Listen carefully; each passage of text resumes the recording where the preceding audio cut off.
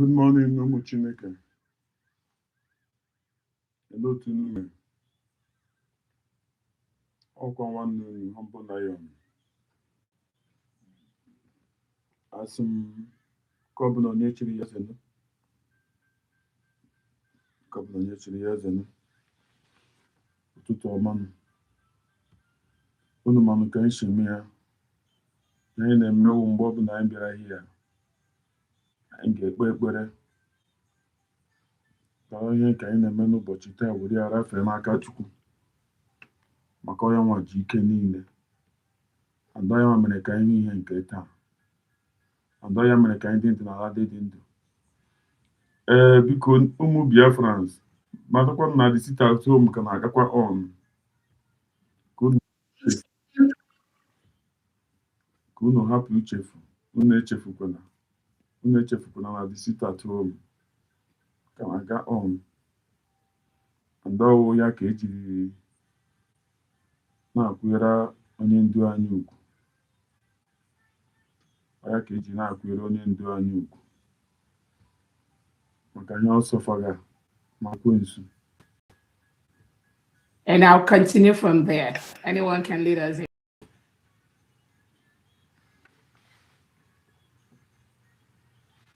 Let me make sure somebody can unmute themselves. Sorry. Go ahead. You can unmute yourself. Go ahead. Adandimbo.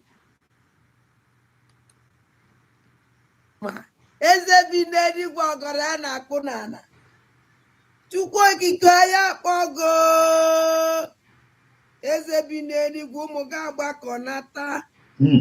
Nna m anyị na-eme ibe isi anyị na-eme ya ka anyị nọ na-eme. Onweghị ibe ọzọ anyị bụ n'obi ahụ njem nwere onwe.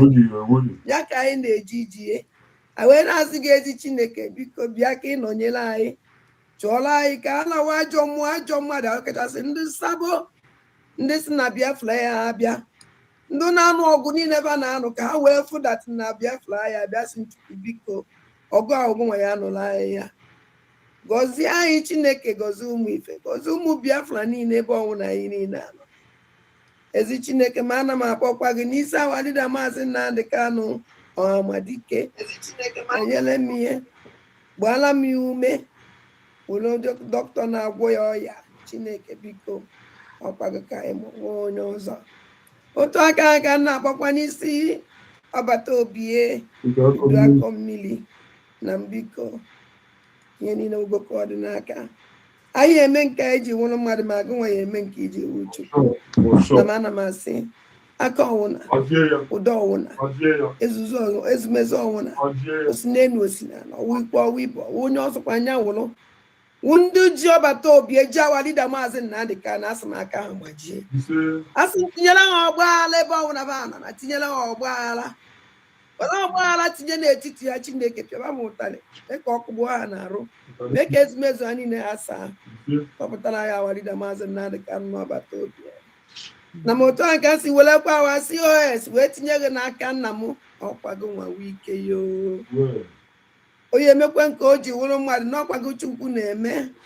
Nwa onye na-enye ike ajọ mmụọ ajọ mmadụ nke mmụọ nke mmadụ ebe ọsọkwa anya si onye ọsọkwa anya wụrụ ọsọkwa wụrụ mụnwa na-eche echiche ọjọọ megide ihe asụ Chineke megide onye ọbụla na-emegide COS ayo ise ọ wụrụ mụnwa na-emegide ya emegide m ise onye ọsọkwa ya wụrụ ebe ọsọkwa ma na-agba ije ọ na-agba n'elu ọ na-agba ya n'ala ọ na-agba n'okpuru ala ọ na-agba n'elu be asụ Chukwu asụ megide wewe onye ka ba binye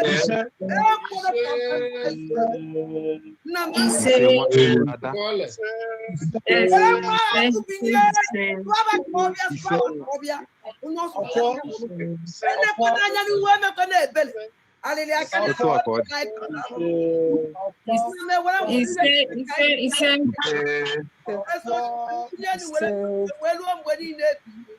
Thank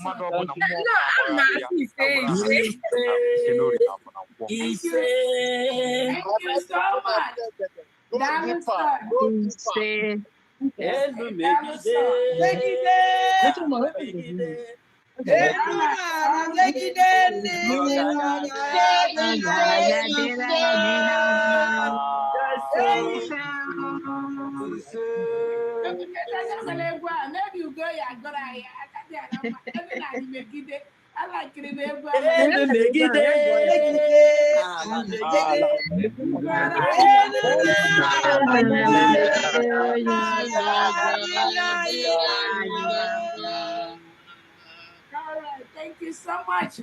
Welcome, dear friends. Thank you so much for that wonderful prayer. We thank God this opportunity to thank our own Obato Obie, His Excellency, the Prime Minister of the United States of Biafra. Anun Kankan.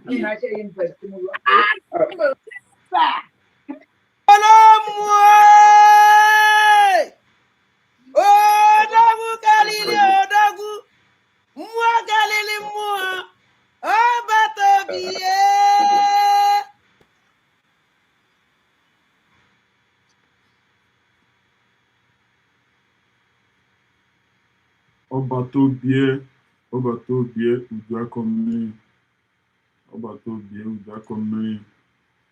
Ekpere anyị kpere ka ọ ree ka esiri kpee, ọ bụrụ m na-emegide ya megide m. Ana m asị Chukwuka abịa ma onye ọbụla na-emegide DPM, ọ bụrụ mụnwa megide m, onye ọbụla ọwụ megide ya. Ya ka anyị na-ekpe, ya ka anyị na-ekpe, ya ka anyị na-ekpe. Elu megide ala megide onye ọbụla ọwụ.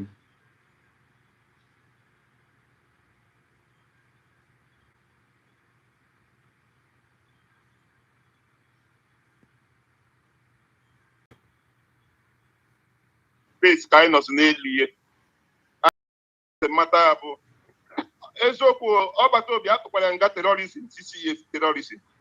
Ị nwere idea ada?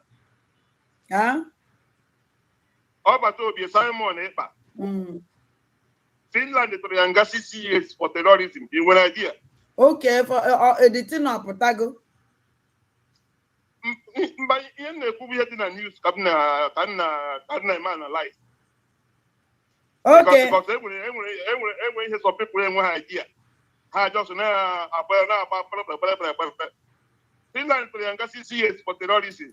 Ngozi Arabeze bụ chief of staff Simon Ekpa bụ the chief of terrorism. So Ngozi Arabeze nwere question to answer because ọma ihe mere ọgbata obi eji were mee terrorism. O so were support ọgbata obi na terrorism o mere. So ọ bụrụ mụnwa bụ lawyer, Ngozi Arabeze nwere question to answer. Okwu dị ya. Yes. Yes. Because mgbe niile ahụ Simon Ekpa dey terrorize, ebe niile ahụ ọ na-eme terrorism ahụ. Ngozi Arabeze so ya. Ọwụ ya na. Ihe o mere. And onye nwa Ngozi Arabeze na-negotiate ihe na place maka chief of staff. Nyanwa chief of staff to Simon Ekpa who the terrorist atụrụ nga 6 years. Then Okechukwu Nkere alias Isaiah Anyogo who the finance minister na-eweta ego Simon Ekpa ji terrorize ndị ọ na-terrorize. Okwu dị ya. So which means I been a terrorism case. One person and her carry terrorism here like that. One person name in no begin to change time begin with a brave. One and three, but we show the mother. I had to wait, but the plant terrorists today to a very pen at court. What a evidence from everywhere. The chief of staff will be something on Yes. So the court possibly may invite. Oh, possibly may invite. Sure. I'm going to invite a phone number. I got for communication. Young one over to be the plan. gbasara the terrorist na ọbata obi ede mbe ma ọ bụrụ sọsọ naanị ọbata obi ewe onye na-eme terrorist oge nkere ya ji ego Simon ejighị ego oge nkere ya na-eweta ego eji eme the terrorist so before ya ji ese ndị ego ahụ eji emeta terrorist Simon eji eme terrorist na o nwere nkata ya na Simon kpara before ya na-ese ndị Simon ego ji eme terrorist enweghị mgbe o ji abụsọsọ naanị Simon plan ihe niile so ha na-emekwa ihe ha na-eme ha marakwa na that is what goes around comes around. Sure. Ha na-efiri na Simon Ekpa a ga-eme arrest a ga-emekwa ha change arrest one by one. They have questions to answer because that is how it works. Onwe mgbe mmadụ ga-akpọ ga-anọ n'okwu ọfịs na-arụ ọrụ enwe ụdị kesi dị enwe something dị etu a ga-ajụrụ onye ọbụla a ga-ajụ onye ọbụla ajụjụ ọ bụrụ na emechaa n'ikpeazụ release ego a ga-ajụ onye ọbụla ajụjụ okwu dị ya ka ihe ma gbasara this particular thing ka ihe ma gbasara ya ka ejide ya phone gatụ ya phone mana communication ị nwere with that person mana say nwere another people unu na plan kwa so we is ka karịkwa on that terrorism ha check the Simon Ekpa so ha na-enwekwa ihe ha na-eme we are here watching them ndụmọdụ ihe ọzọ nwere ikwu gbasara Ngozi Ọrabaeze ezigbo illiterate ọ sara ebe illiterate ezigbo illiterate according to the information dị ihe a na public kịta ezigbo illiterate ọ nọkwara Twitter handle ya na ọ bịara ime ya educate ihe gbara ezigbo illiterate awụdị illiterate ahụ ga-awụdị small illiterate ezigbo illiterate ọ ma nye unu ezigbo ya confirm illiterate onye unu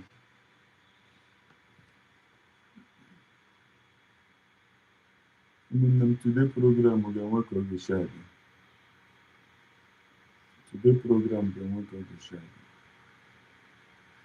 StreamYard m na-eyuzu just n'ọbịa nnọọ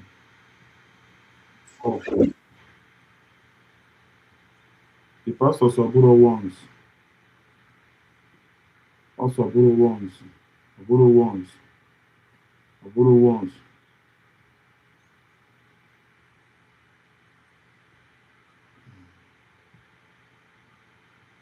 yawo onye yawo emekwa ebe nkara ịnọ kịta gbanezie n'anya my condition ebe ọ na-amụma gị niile nwaasị na o nwere eziokwu dị ya nụ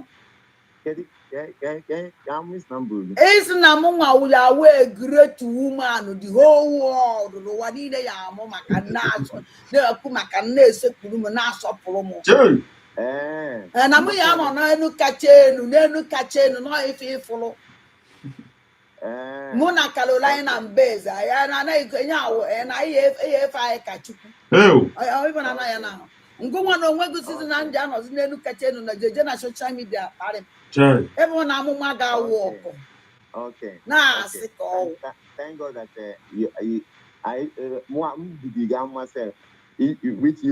onwekwa mgbe m ji si na nna be anyị ọnwụ na nsị na m amaghị onye wụ ọdịiche awụna m asị gị na mụ na gị na-abịa ekwu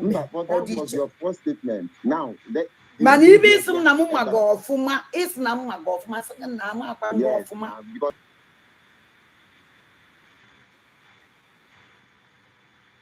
onye ma mmadụ na-eji egbu ya onye ma mmadụ onye ya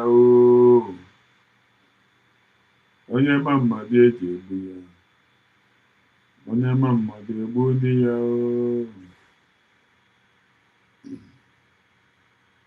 enwere some people amaghị intelligent game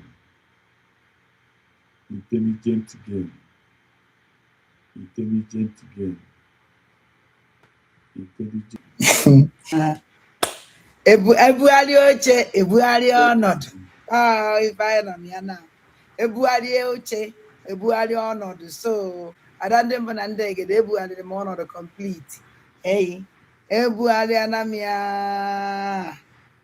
so onwezi onye ya na ibie na-anọ onwezi onye ya na ibie na-akọ onwezi onye ya na ibie na-adọkasị arụ I swear. Now, if I know the intelligent game. Intelligent game.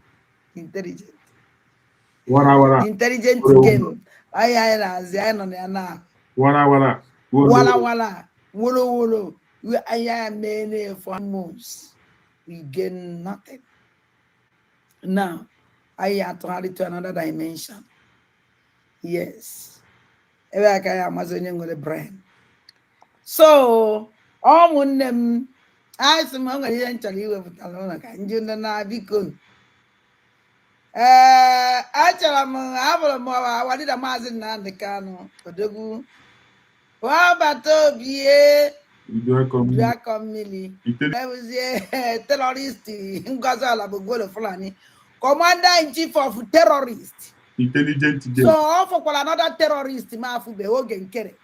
So, second terrorist oge nkere ya tikpuo picture ka ema na ezu one. Amazing. So, ana m agwa Soni Akparawa gụ na ndị otu gụ wetakwuo n'oge jekwuo ka ama na unu ezuo because no nsọ the president of terrorist Ngozi wo DPM terrorist unu anụrụ na-ajụ onye wu president ndị terrorist a unu anọkwu na-ajụ onye wu president ya ndị terrorist ya DPM wo ihe ya wo gịnị otu o sikwu onye a chere ka m gaghachi back onye wu president ya nwaanyị a na-ekwu ihe gee ntị terrorist enwezie terror ya ahụ enwezie DPM terrorist enwezie terror ya ahụ enwezie wait because no nsọ the president of terrorist Ngozi wo DPM terrorist unu ajụọla onye wu terrorist ya then Ngozi wu DPM terrorist ya enwebụ onye jụrụ anyị a gwara unu intelligent game enwebụ onye jụrụ na onye wu the president ya na-ekwu okwu ya none of you asking onye wu the president Ngozi wu the DPM terrorist none of you asking taa mere mgbe unu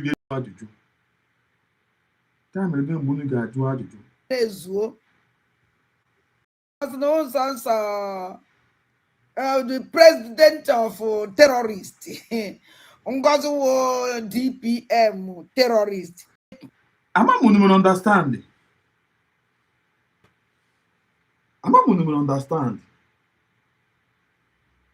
unu watch ya otu tire ha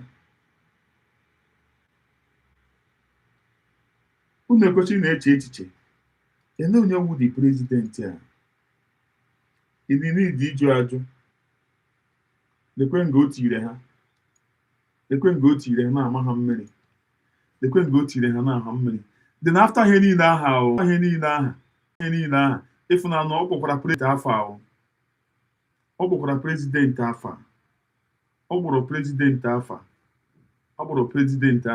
ya o chefuo mgbe o kwucha ihe niile o kwuziri ekwezie nga ihe niile end ụdị ya wayo unu arọchi na ma arọchi enwere otu today program a ga-adị ọ bụrụ otu a ka m si emekwute ya nwanne otu ọbụla m si emekwute ya akụ na anụ ọwụ otu ọ na-adị enwere mgbe mmadụ na-apụta n'ụtụtụ na dis sitere m ya adị m chọrọ iji eme ihe nọkọta nnọọ eji m n'ọma YouTube na-emega the thing ka anyị ga-enu ntị chetanụ mgbe o kwuru president of terrorist ihe niile ahụ emecha kedu ihe ọbịazie ihe hazi geenụ ntị but ichefuru mgbe i tiri ya na-akpọ gị ya of terrorist ichefuru akụ na-afụ ya mgbe ịkpọghị ya president of terrorist na Ngozi na ọwụ DPM of terrorist dị na-abịazi bịa kpọrọzi onye ịkpọrọ terọrist gawa Sokoto gị bịazikwa bịa na ebe gị akwa mbanụ na chee n'ihe chee na mwepụta gwa anyị intelligent game ma intelligent game ka a na-azụ ndị mmadụ efile na mebi na egwuregwu na-eme anyị ime gị ọma na ọ bụ intelligent game ka ịbịa bịa zụọ di ya intelligent game ka nwaanyị zụrụ hie but some of you don't know ya bịa gwa unu wara woro na ha na-azụzi na n'ọzọ intelligent game unu fụrụ ya akwa unu fụrụ ya but n'ezie nnọọ mgbe ọ bịazi zụziezi intelligent game ya hazi Our leader Maazị Nnamdi Kanu nọzi Sokoto. O nwere ebe nchọrọ ịkpụ unu ga now. Nnamdi Kanu nọzi Sokoto.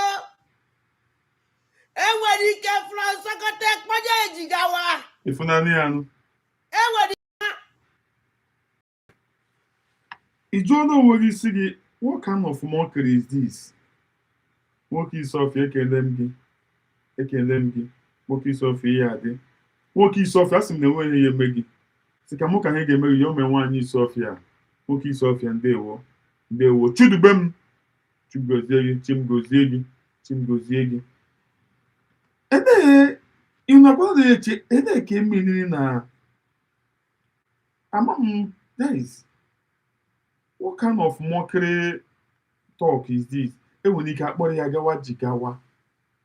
Akpọrọ ya gawa Sokoto. Ebe ahụ ka a ga na-agụrụ ya national anthem.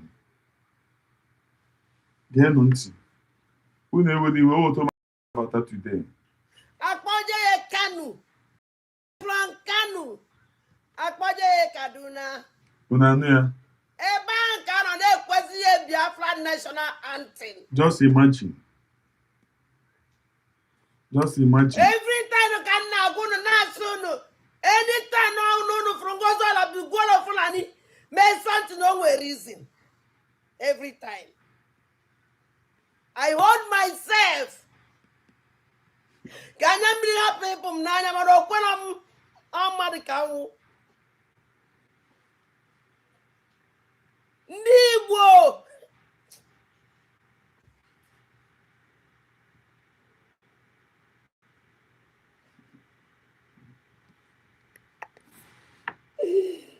Maazị Ekene dịrị Chukwu ndewo Chukwu gozie gị ma. Igbo.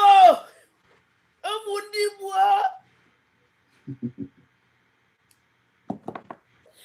Ụmụ Igbo mụrụ nze mụọ ọzọ. Our leader Maazị Nnamdi Kanu nọ Sokoto. Ebe a ka ya na-ekwere Biafra national anthem. Intelligent game. Oh, I cried that.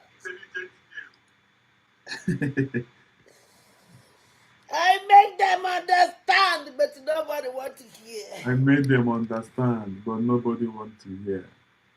Our leader Maazị Nnamdi Kanu nọ Sokoto. Intelligent game.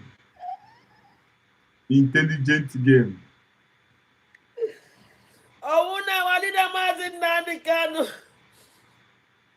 Hey! Intelligent Our leader game. Maazị Nnamdi Kanu atamu.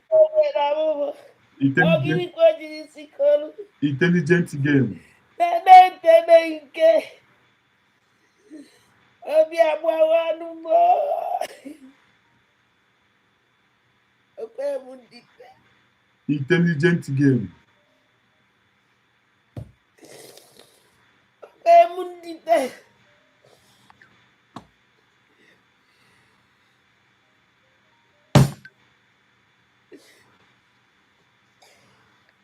No.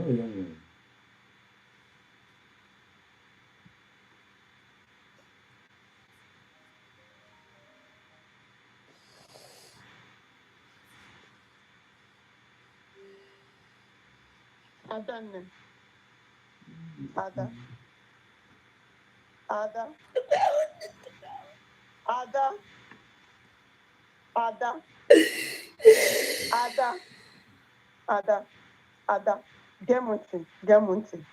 Ada Gemunti.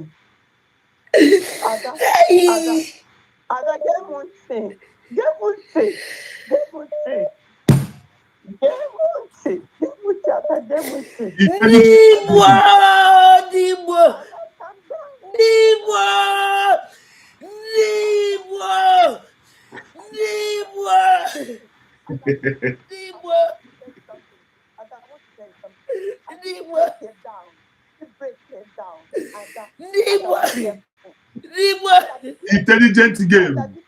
This shall come to pass. Intelligent game. This must surely pass. Ada, calm down. This must surely pass. Intelligent game. Listen to me.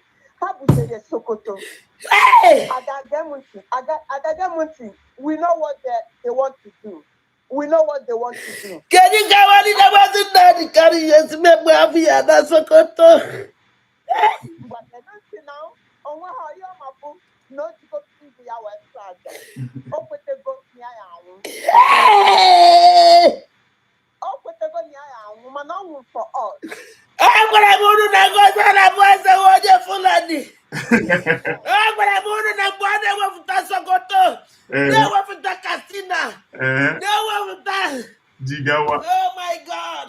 People No Jigawa. one's on a better, but I want you outside. I don't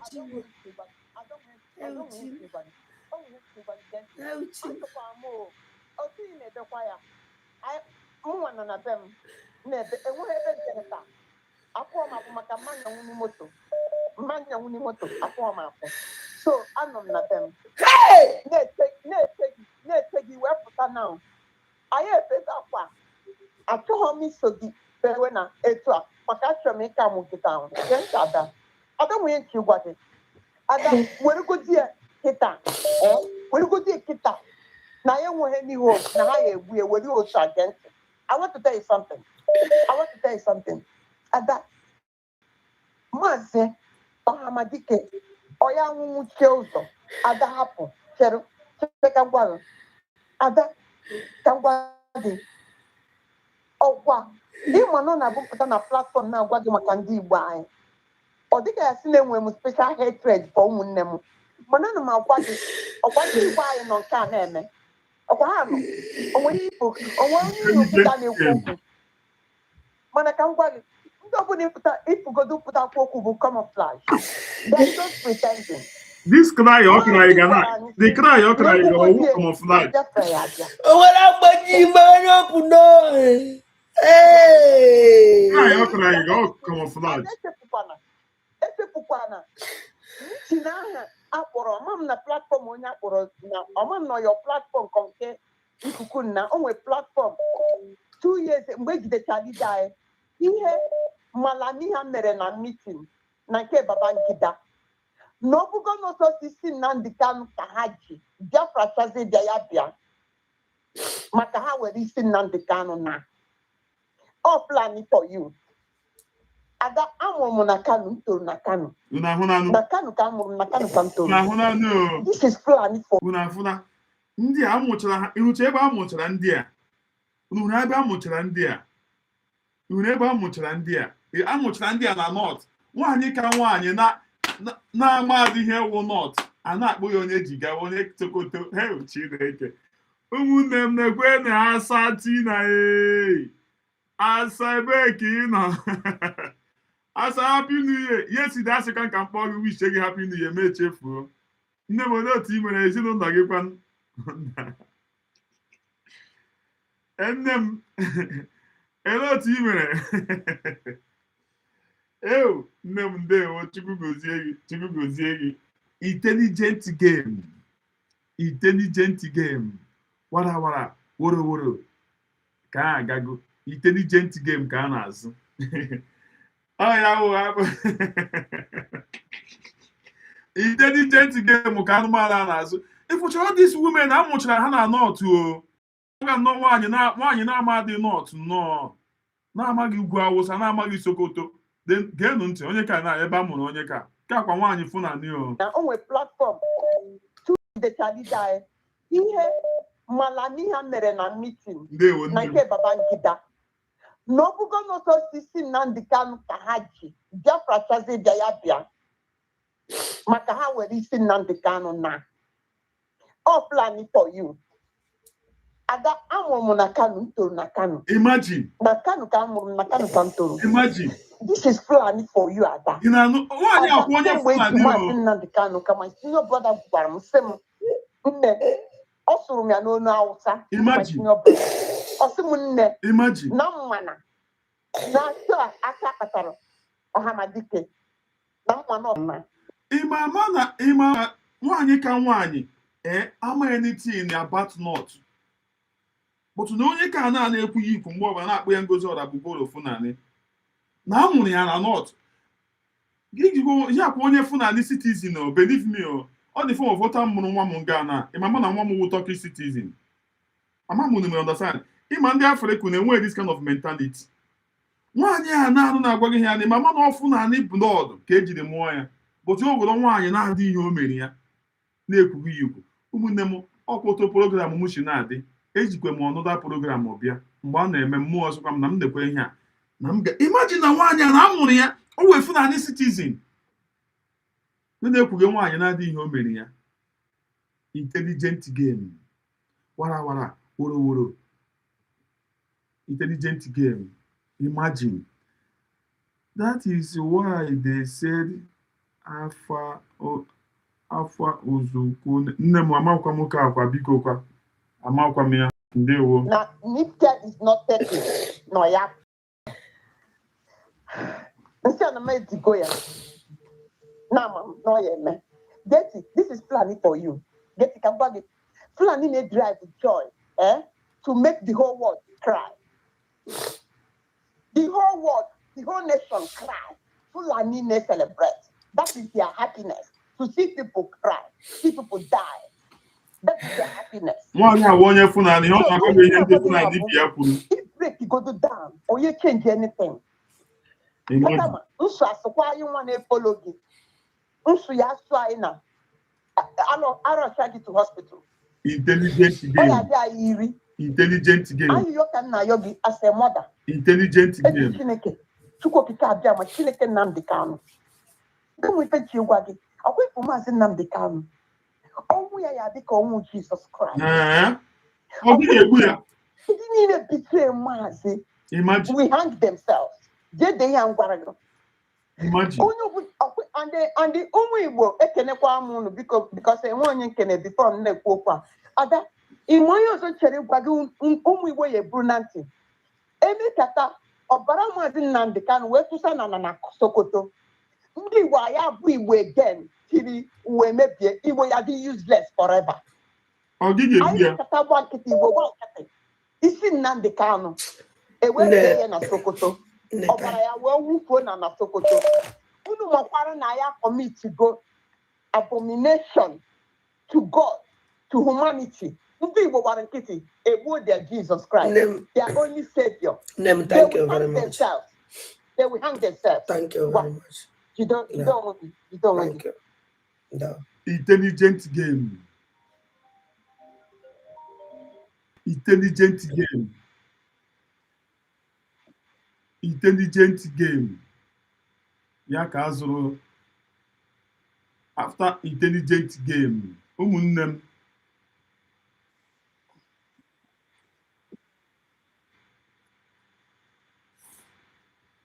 Intelligent game.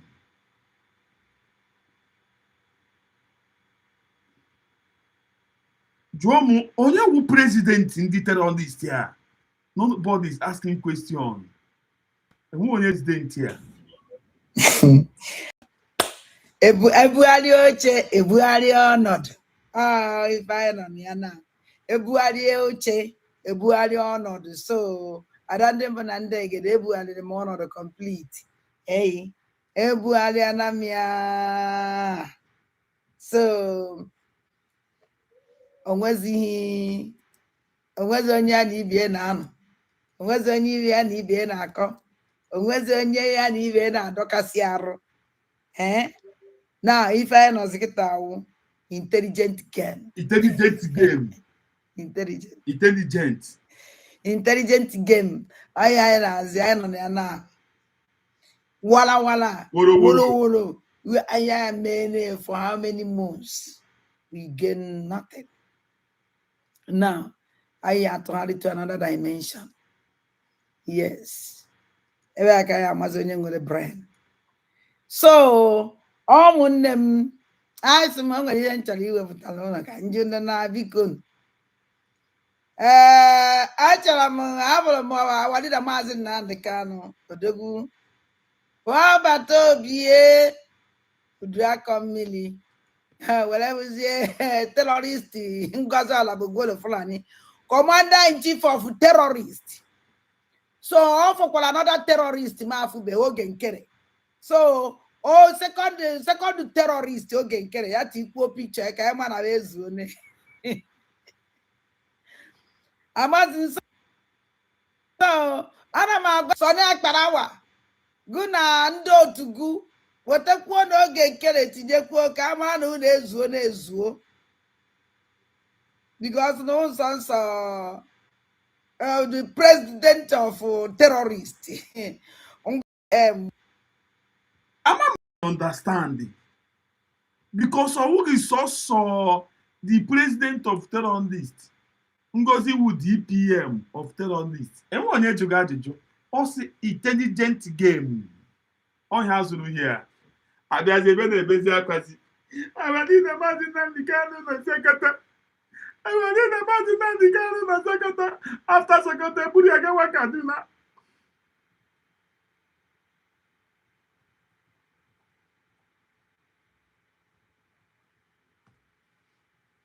Ọkụ unu wee fụ.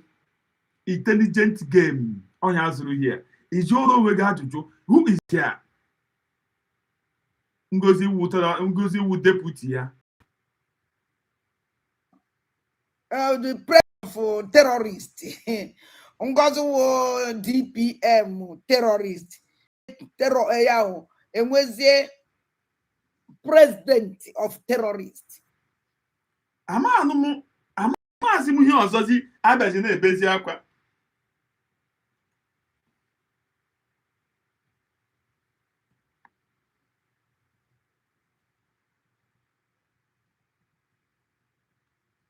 Ama m ihe ọzọ abịazi na-ebezi akwazi. Why na-azụ ọrụ intelligent game? Intelligent game. Intelligent game. Now, but mgbe ọ nọ na-ekwu dis thing na-emegode. Onye wu president? Ama na unu ezuo na-ezuo. Ha zubele. No sense the president of terrorists. Ngozi wu DPM terrorist. Enwezie terror yahu. Enwezie president of terrorists. Onye nke ahụ the president nke a na-ekwu okwu nke Tinubu.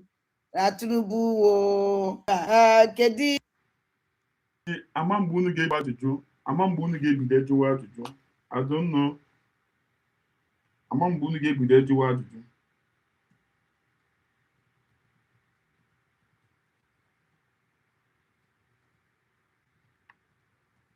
Ama mgbe unu ga-ebido jụwa ajụjụ. Believe me. Ama mgbe unu ga-ebido jụwa ajụjụ. After all these things, mmadụ bụ ebe na-ebega akwa. Awanida maazị Nnamdi Kanu na Sokoto. Awanida maazị Nnamdi Kanu na Sokoto. Imagine cover fine boy no with warm cap na oyi na ọ na-atụ m. Imagine. Unu eweliwe handsome guy. Handsome guy. Mmadụ emecha ihe niile a na-ebega akwa. Presidenti dị iche o. Deputy dị iche o. Mgbe a na-emecha ihe niile ahụ o kwụziri izi amezie ya zi nga ọ dịzi ihe a ya obekwapụta na-ebe akwa. Awanida maazị Nnamdi Kanu nọ Sokoto. Ọgawa Kanu ebe ha ka a ga na-agụziri ya Biafra National Anthem. Ijuwaji a na-agụrụ ya Biafra. How?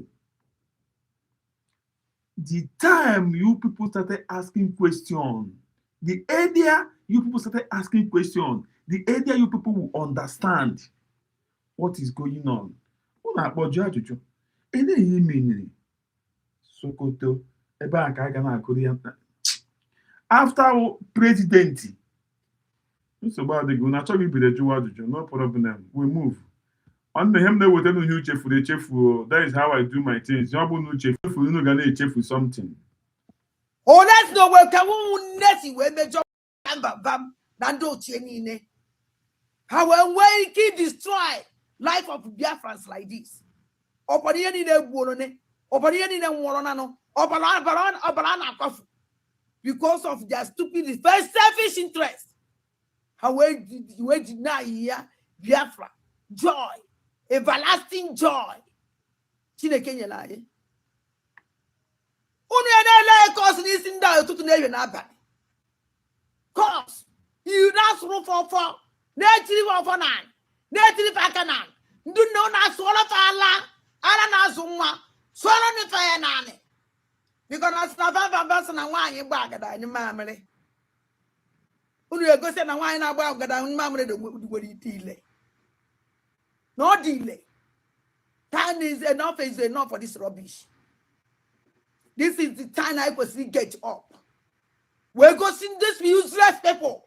That's not. I have to go too much. Money, I have to get what these people. Now, Lilia, no bimbowa, and I jana na Biafra land. Enough is enough. Time. This is the time. Kita kaya gwa fana iwa wundi wike, igbo wike ayiwa. I give them 1 week. Since on si bidombo, otak all today. No, on a hand, brother. And then otak.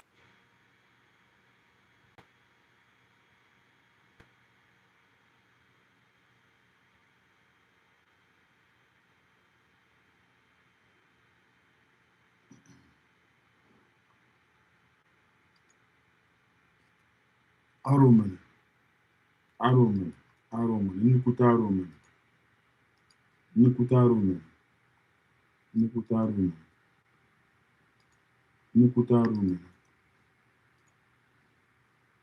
Aroman.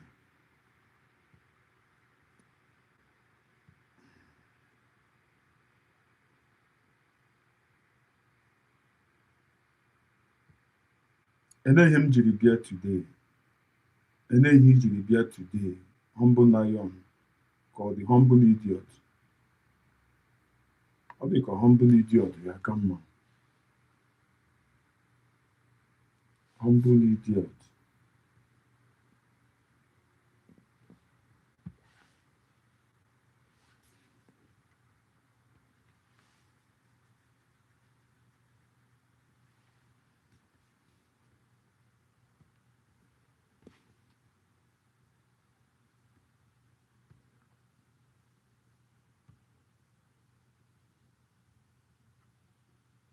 That, you see, that was the slogan too. At the time when there was going to be a change of government from Jonathan to Buhari, sure, it became anything but just like that. Are we really getting it right, or we're simply repeating the mistakes of the past? No.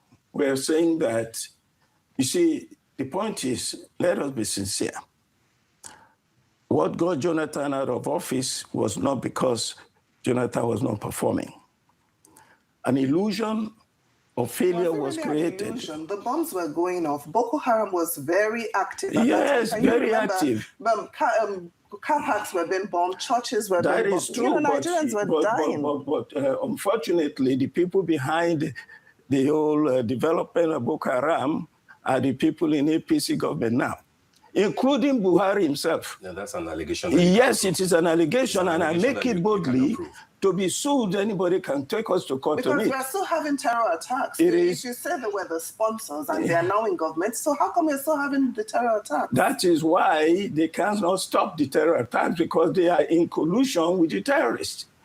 That is the issue. It's an allegation that it is an allegation, and I'm not the only one making it, and this is not the first time that it's been made. Since it cannot be proven, maybe 3 things that release him. Number 2, publish the name of people who are sponsoring terrorism. They haven't done that. They can't do it. Because if you publish those names, most likely, at least, Bola Ahmed Tinubu himself will be on the Those are allegations. These allegations that you cannot prove. Look, during the Boko Haram incident that got rid of Jonathan, you can't prove those allegations. No, but you do not know for a fact that America has asked for such a list to be published. No. No, we don't know that. Well, that is a fact that the list must be published. The third thing is that you must end terrorism in your country. Attacks on Christians and non-supporters of extremists. Kill terrorism, the insecurity must end. Those are the three things. Which is why the Nigerian government is working with the American government. So they say.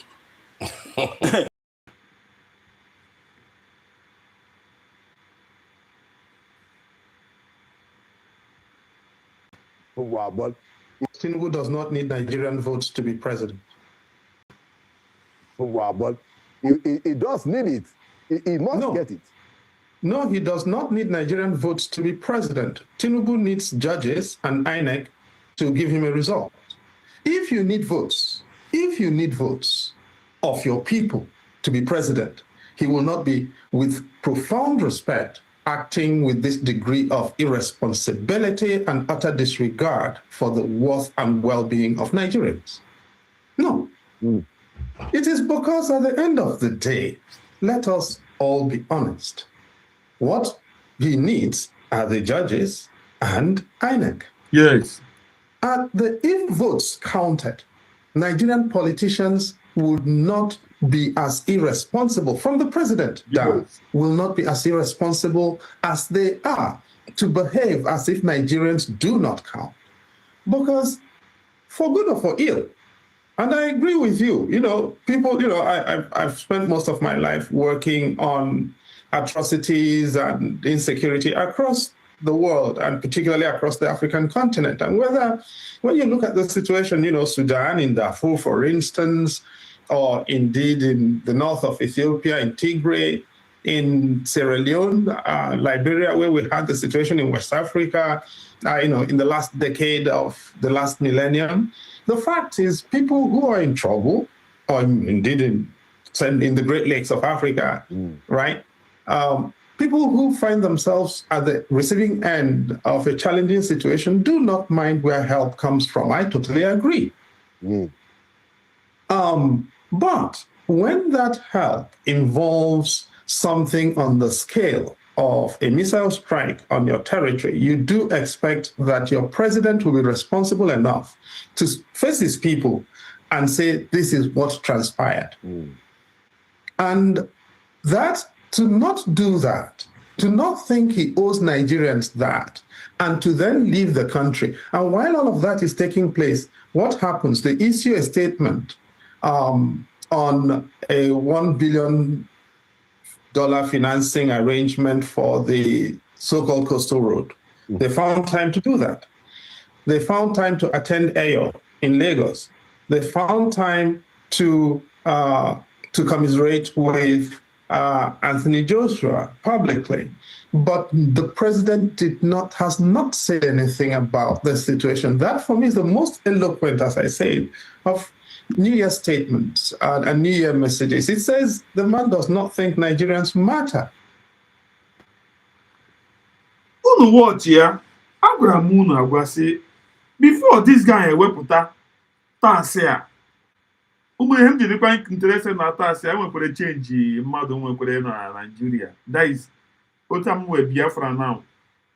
Ọ ya bụ biko my DPM and the cabinet. Otu unu ga-esi eme biko. Ndị enwekwara ndị ka anyị nwere dị adị dormant. Enwere ndị dị dormant, amam ya anyị eme. Enwere akaụntụ m nwere na ọ dị dormant. And there's something there. Na country a. And the task here ndị a chọrọ ime na o nwekwara ike ọ ga-eme many of us affect. Amaghị anyị ga-eme. This guy, ọ ma ama na mi voturu ya o, mi votu ya, ọ ya weriri president. Ọ ya ma o ji tige tax. Una funa nke ihe ka mere before. At least you the reason is na ndị a ga-vote kwere m o. Ma ọ bụkwa na tax ha without no job, no road, no security, no good health care.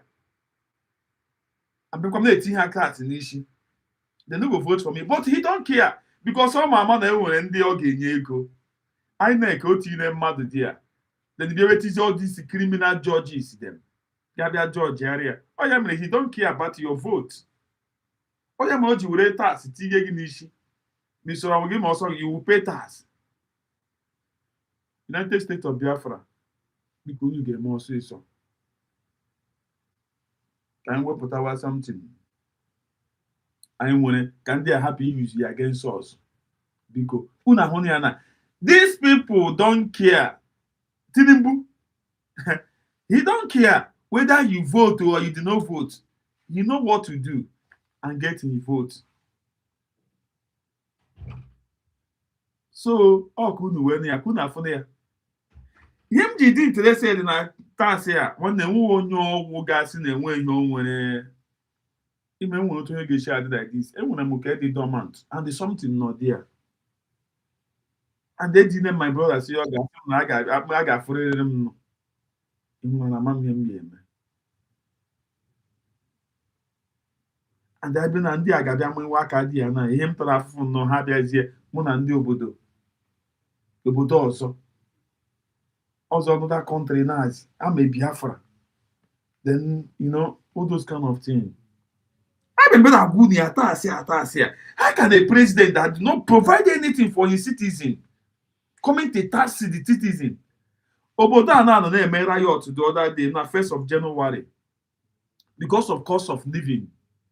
Everything is very expensive n'obodo a because of America elegide obodo a finga obodo a America mere n'obodo a America etinyere economy ha dị kotokoto economy ha wụọ n'ala because of gịnị obodo a ga-aga ewere ngwa agha na-erechi Nigeria ha na-emege ihe ha emege mgbe ahụ America sanction ha obodo a nọ under sanction and moto na-adị lọkụ ha nwere ego ha gara dịka ka ego ndị Venezuela kwanye mgbe mbe n'obodo economy obodo a na-atọ economy obodo etipiana obodo a otipiana ya wụ gịnị enwere ihe ha ga-aga emenwe ha na-ekwesịghị ime America ndị ha fọkụ ha so the citizen now ga na-eme protest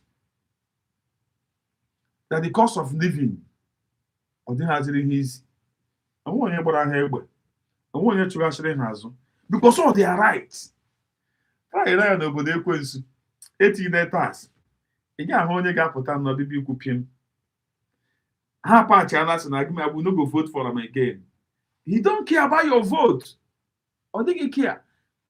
O tinye onye INEC dị ya gị were ego onye ọzọ tụrụ ya a ga-ewere krediti iri ya o were onye nye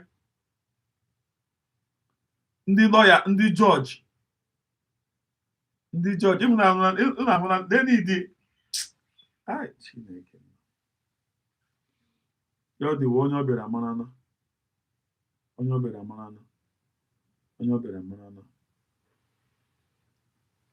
marana biko United States of Biafra ka eme ọsịsọ ka marụta anyị ga-esi wepụta ego anyị nọ na Nigeria ka ndị a hapụ ịga iwere ya ka ụmụ ihe taasị iberibe ha mere biko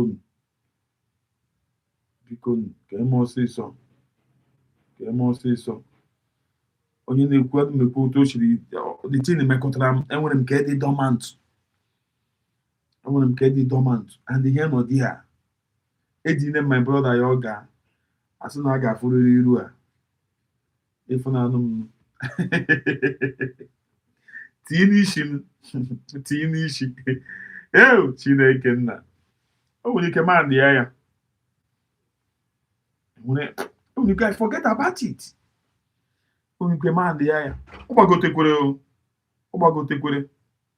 but o nwere ike ma ndị ya yes I can forget about it o nwere ike ma ndị ya is one of those two things so far so onye dị ndụ nwere olileanya mewezi ya wụrụ ihe m ji setụ ndị obodo zoo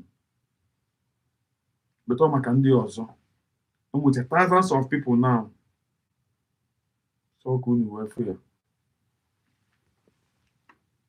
that is the sacrifice yes for the freedom always okwu nne m always okwu at least Ihe kwuru bụ eziokwu.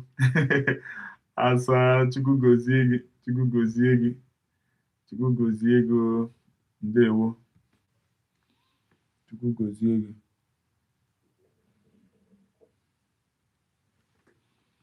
We move, ka anyị move on, ka anyị move on. StreamYard a, StreamYard m pụtara today, that free word m na-use, ọ pụtara egbe. Dị na asị otu ọbụla o si wetekwu ya kwa, a ga na-emekwu ya manụ a sọpras ịma ihe ihe eme. Ka m wetara ụmụnne ozi a. Islam is a problem. We have to address it. Let me read from the Quran. Listening to Sheikh Kuti, the son of Fela Kuti here, made me understand one thing. My fellow Igbo brothers, why Igbo people attack the problem of Nigeria? It's not because Igbos are really the problem of Nigeria, and they know. They know. You see all these people on social media, both online and offline, accusing Igbos, attacking Igbo people of being the problem of Nigeria. They knew that Igbo people are not the problem of Nigeria, but they know why they are doing so. Do you know why? I discovered one thing after listening to Sheikh Kuti, the son of Fela Kuti. I discovered how why most of them are attacking Igbo people as the problem of Nigeria. It's not because Igbo people did anything wrong to them, directly or indirectly. No, it's simply because of excellency. It's simply because of jealousy. It's simply because of greed. It's simply because of admiration. Why some people are not happy with you as an individual? It's because you did anything wrong to them directly. No, but your life is a big challenge and threat to them. It was a big threat and challenge to so many tribes in Nigeria. That is why they are attacking Igbos. And that is why when you ask them, what had Igbo people did for you? Or what is this wrong? Or where have Igbo people offended you? They can't say. They will just keep attacking you, persecuting you for nothing. Nothing. But it's simply because of your excellency, because of your uniqueness, because of that which you have, which they will never have. Yes. If you listen to Sheikh Kuti, the son of Fela Kuti here, you understand where his bitterness is coming from against Igbo people. Sometimes not because Igbo people did anything wrong, but how they wish they are like Igbo people. But it's not our fault. Oh, our fault. My brothers and sisters. It's not our fault. Listen to Sheikh Kuti. Maybe you will understand me better. Thank you for listening. Please vote for more of the like, share, and comment on my view. Thank you for watching. Why is Ilorin a Muslim? Why does Ilorin have emir? If you Yoruba Muslims are so innocent, if Yoruba Muslims are so innocent, how did the Yoruba people lose Ilorin to Islam, to the Islamists? Why is there an emir? Okay, it is long ago. Oh yeah, give us Ilorin back. It is long ago. Remove your emir from Ilorin. Why is the emir still in Ilorin? Don't you know that Ilorin is Yoruba land? Why is your emir still there? Can you remove your emir from Ilorin, please? After you southwest 2 times, you try to exterminate us. We defeated you in battle. You are not using our victory against you that subdued you. You Yoruba traitors that went with Afonja and the Muslims. You want me to tell you your stories, Yoruba Muslims? You want to know your story? That you are the ones that went with Afonja, fought behind Afonja with the Muslims to try and destroy Yoruba land on behalf of Islam and Northerners that you all gather here today. Or Muslims who gather around and be saying, we want to remove ourselves from Northern. And when you are the people that brought Islam into our lives, try to steal everything we have for the Northerners, you Yoruba Muslims. Why are Yoruba Muslims not like the Northern Muslims? Because we kicked your ass. We beat the living daylight out of you. We beat you very well. That till today, Early misbehave. We beat you very well. That's why Yoruba Muslims cannot misbehave. They understand what it means to try and fail. That's why you don't do anything. Don't act like you are better than the Northern Muslims. They're not better. You just don't have the clout. You don't have the power. You don't have the numbers to play that your game here. So Yoruba Muslims, be quiet while I'm talking to your Northern brothers. You are the same as them. Go to Ilorin and see the way you behave there. Go to Ilorin, they cut these people, they just cut you straight. Say because you have Afro. Why will you have Afro? Islam is a problem. You have to address it. Anyway, let me read from the Quran. So not from the Quran, but translations. Let me read translations from the Quran. About what this God thinks of us. The unbelievers, the infidels, the kafirs. I mean, how can these people say you are when you have this kind of words to describe people that don't agree with you? Infidel. I mean, that one too is not in the Quran. There's a politics, there's a game here. We, the people, are trapped in the middle. Arabic imperialists, European imperialists. Everybody siphoning, stealing, drawing Africa. Using African people as the scapegoats. It is the same whether or not you forewarn them, the unbelievers. They will have no faith. Quran 2, chapter 6. God will mock them, keep them. God will mock them and keep them long in sin, blundering blindly along. 2:15. A fire whose fuel is men and stones awaits them. Quran 2:24. They will be rewarded with disgrace in this world and with grievous punishment on the day of resurrection. Quran 2:85. God's curse be upon the infidels. Quran 2:89. They have incurred God's most inexorable wrath, and an ignominious punishment awaits them. Quran 2:90. God is the enemy of the unbelievers. Quran 2:98. The unbelievers among the people of the book, Christian and Jews that is, and the pagans, we resent that any blessing should have been sent down to you from your Lord. Quran 2:105. They shall be held up to shame in this world and sternly punished in the hereafter. Quran 2:114. Those to whom we have given the book and who read it as it ought to be read truly believe in it. Those that deny it shall assuredly be lost. Quran 2:122. We shall let them live a while. See, this is tolerance. This is the tolerance they talk about. Listen to it. We shall let them live a while, and then shall drag them to the scourge of the fire. That's why they burn people. Evil shall be their fate. Now before I continue, let me even continue. Let me keep giving you gems upon gems. People keep saying how beautifully these holy books are written. I read them. I've read the Bible. There's nothing beautiful about what's in the Bible. Full of genocide, lies, manipulation, ego. You understand? This is what is in there. Let's continue. Fighting is obligatory for you, much as you dislike it. But you may hate a thing although it is good for you, and love a thing although it is bad for you. God knows, but you know not. Quran 2:16. They will not cease to fight against you until they force you to renounce your faith, if they are able. But whoever of you recants and dies an unbeliever, his work shall come to nothing in this world and in the world to come. Sure, such men shall be the tenants of hell, wherein they shall abide forever. Those that have embraced the faith and those that have fled their land and fought for the cause of God may hope for God's mercy. 2:17-18. God does not guide the evildoers. God does not guide the unbelievers. The evildoers will have none to help them. God guidance. So when you fight everywhere, fight, yet you are a religion of peace. As I said, the only way there can be peace where the religious Islamists and even the Christians are is if everybody believes in their faith. If you think I am lying, go and be an Ifa worshipper in a company where the MD goes to Redeem Church. Go and look at a company where the MD is in Redeem. All the people there that will be doing well will be in Redeem Church. It is the same.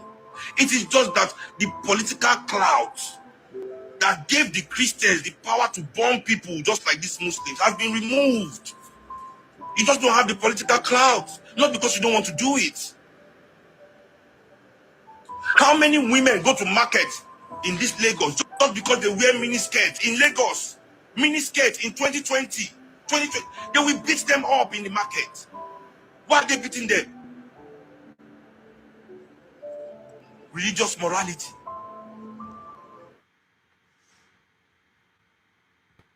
Una hunu ya. Ha bi na complain nwa. Ha bi na complain nwa. Ị chọrọ ịgwa m na mgbe ahụ emege Muslim ticket?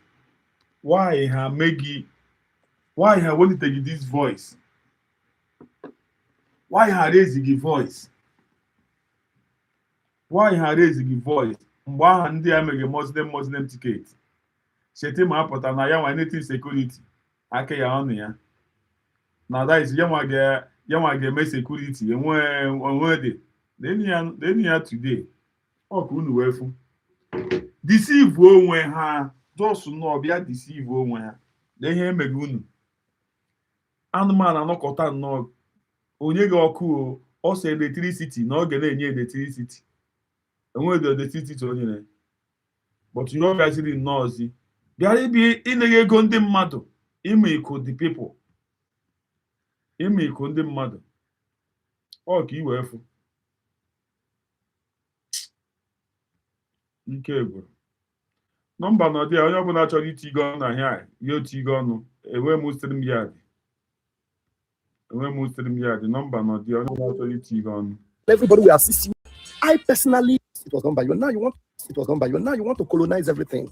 We have been managing to patch your ass and make people, believe in you. You don't have what it takes.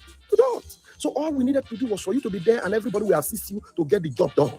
I personally was surprised that you accepted to be APN. I was surprised because I don't know what you're looking for. Why did you shut Amodi down from going to Finland? Why did you try to stop Dr. Bryson Okoma from going to Finland? Why did you not go to Finland? Why did you stop or refuse to give update to Biafrans when we go to Finland and come back? Why did you refuse to? You don't even care for any update from PM's court case because you felt PM will remain in prison. You think I don't know that you have conspired to lie to Biafrans that PM is not stable? Why did you tell people that PM is not fit, that you are the one that is needed in the corridors of power in Washington, D.C., and that they prefer you instead of the PM, and that you will do the job instead of the PM? You have tried to overthrow the PM, and I knew it. That's why I was telling Biafrans that nothing like, His Excellency, only PM Samoneka has His Excellency. You know why I was saying that. And now you're telling people that you were feeding me. You think your money can buy me $1,000 you gave to me? Yes, you did give me $1,000. I will bring out the receipt of all the money you gave to me. I have all the receipts. But all the money you gave to me, you never gave them to me to buy me. And that is why you will know now that you are not facing me. You are facing Biafra. And the gods of Biafra will stop you. This is just the beginning. I don't know Mama Biafra will educate Biafrans on why they must go to the website and put in what they have for the Biafran people. You cannot carry it. If you love Biafra, then put that thing that you have into that website. That website will no longer be in your control. The account will no longer be in your control. Cry to high heaven. If you like, choke. We don't care. A lot have given up for Biafra. Oh, ndị iro onye ga-atụ utu komkom. Ha ga-atụ utu komkom. Akwụnụ hụrụ nọmba m tiri here. Etiri m nọmba here for onye chọrọ iti ọnụ na here mega here. At least achọrọ m ka unu tige ọnụ. Ọ bụkwara that president ahụ. Onye wu president ahụ. Onye wu president ahụ. Achọrọ m ka unu tige ọnụ na that one ahụ. Achọrọ m ka unu tige ọnụ. Kasị m ya dị na-adịghị. Ọnụ na-akpọ na fon ya. Rafael na onye shi. Nne m ndewo. Achọrọ m ka unu tige ọnụ. Leenụ nọmba n'ọdị ya. Achọrọ m ka unu tige ọnụ. Nna enwekwa ihe m furu. Udumaji na obodo Zoo na ndị terrorist kidnapụrụ a policeman, a police inspector. Yo, Chineke nna. A policeman, kidnapụrụ ya. Kidnapụ. Ebe a na-agha adị. Ebe kidnapụrụ a policeman, then ordinary people say, amaghịzi m ihe a ga-emezi. Amaghịzi m na ordinary people ya emezi. Ordinary people nọzi na nsogbu. Ebe kidnapụrụ a policeman. Kidnapụrụ onye police inspector. Kidnapụ police inspector.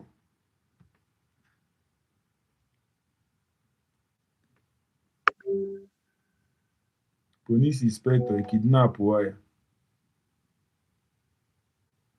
Isn't that Chidebu? Good night. Oh, Kochusu. Kochusu, Ndewo. From my side. Yeah, Ndewo. Okwa. Biafra. Biafrans na no go ahead and talk to Biafrans. O nwere okwu ikwuru na nwere m iwe. And I am a you for yourself. You know what you for? They kidnap a policeman. Nah, my brother, heck, I would kill a police inspector. Kidnap. When she come go, when she come do gongo no game. General Umba, give me General Umba. Akwe General. Sorry. Ade Koko General. Gamble the connection between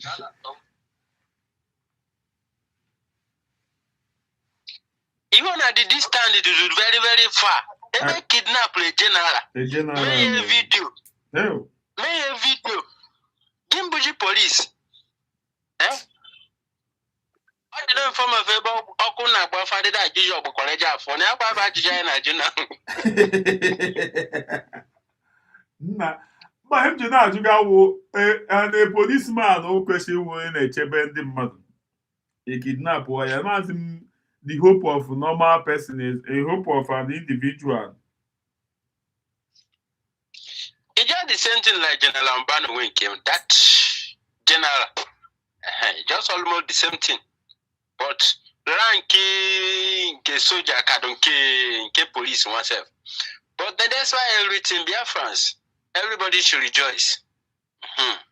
Kabido rejoice, because this year 2026 is the year of our international recognition. Yes. And this year,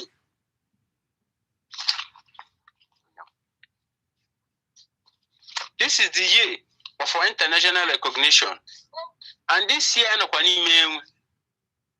all these people known as social media that we born on keep us now.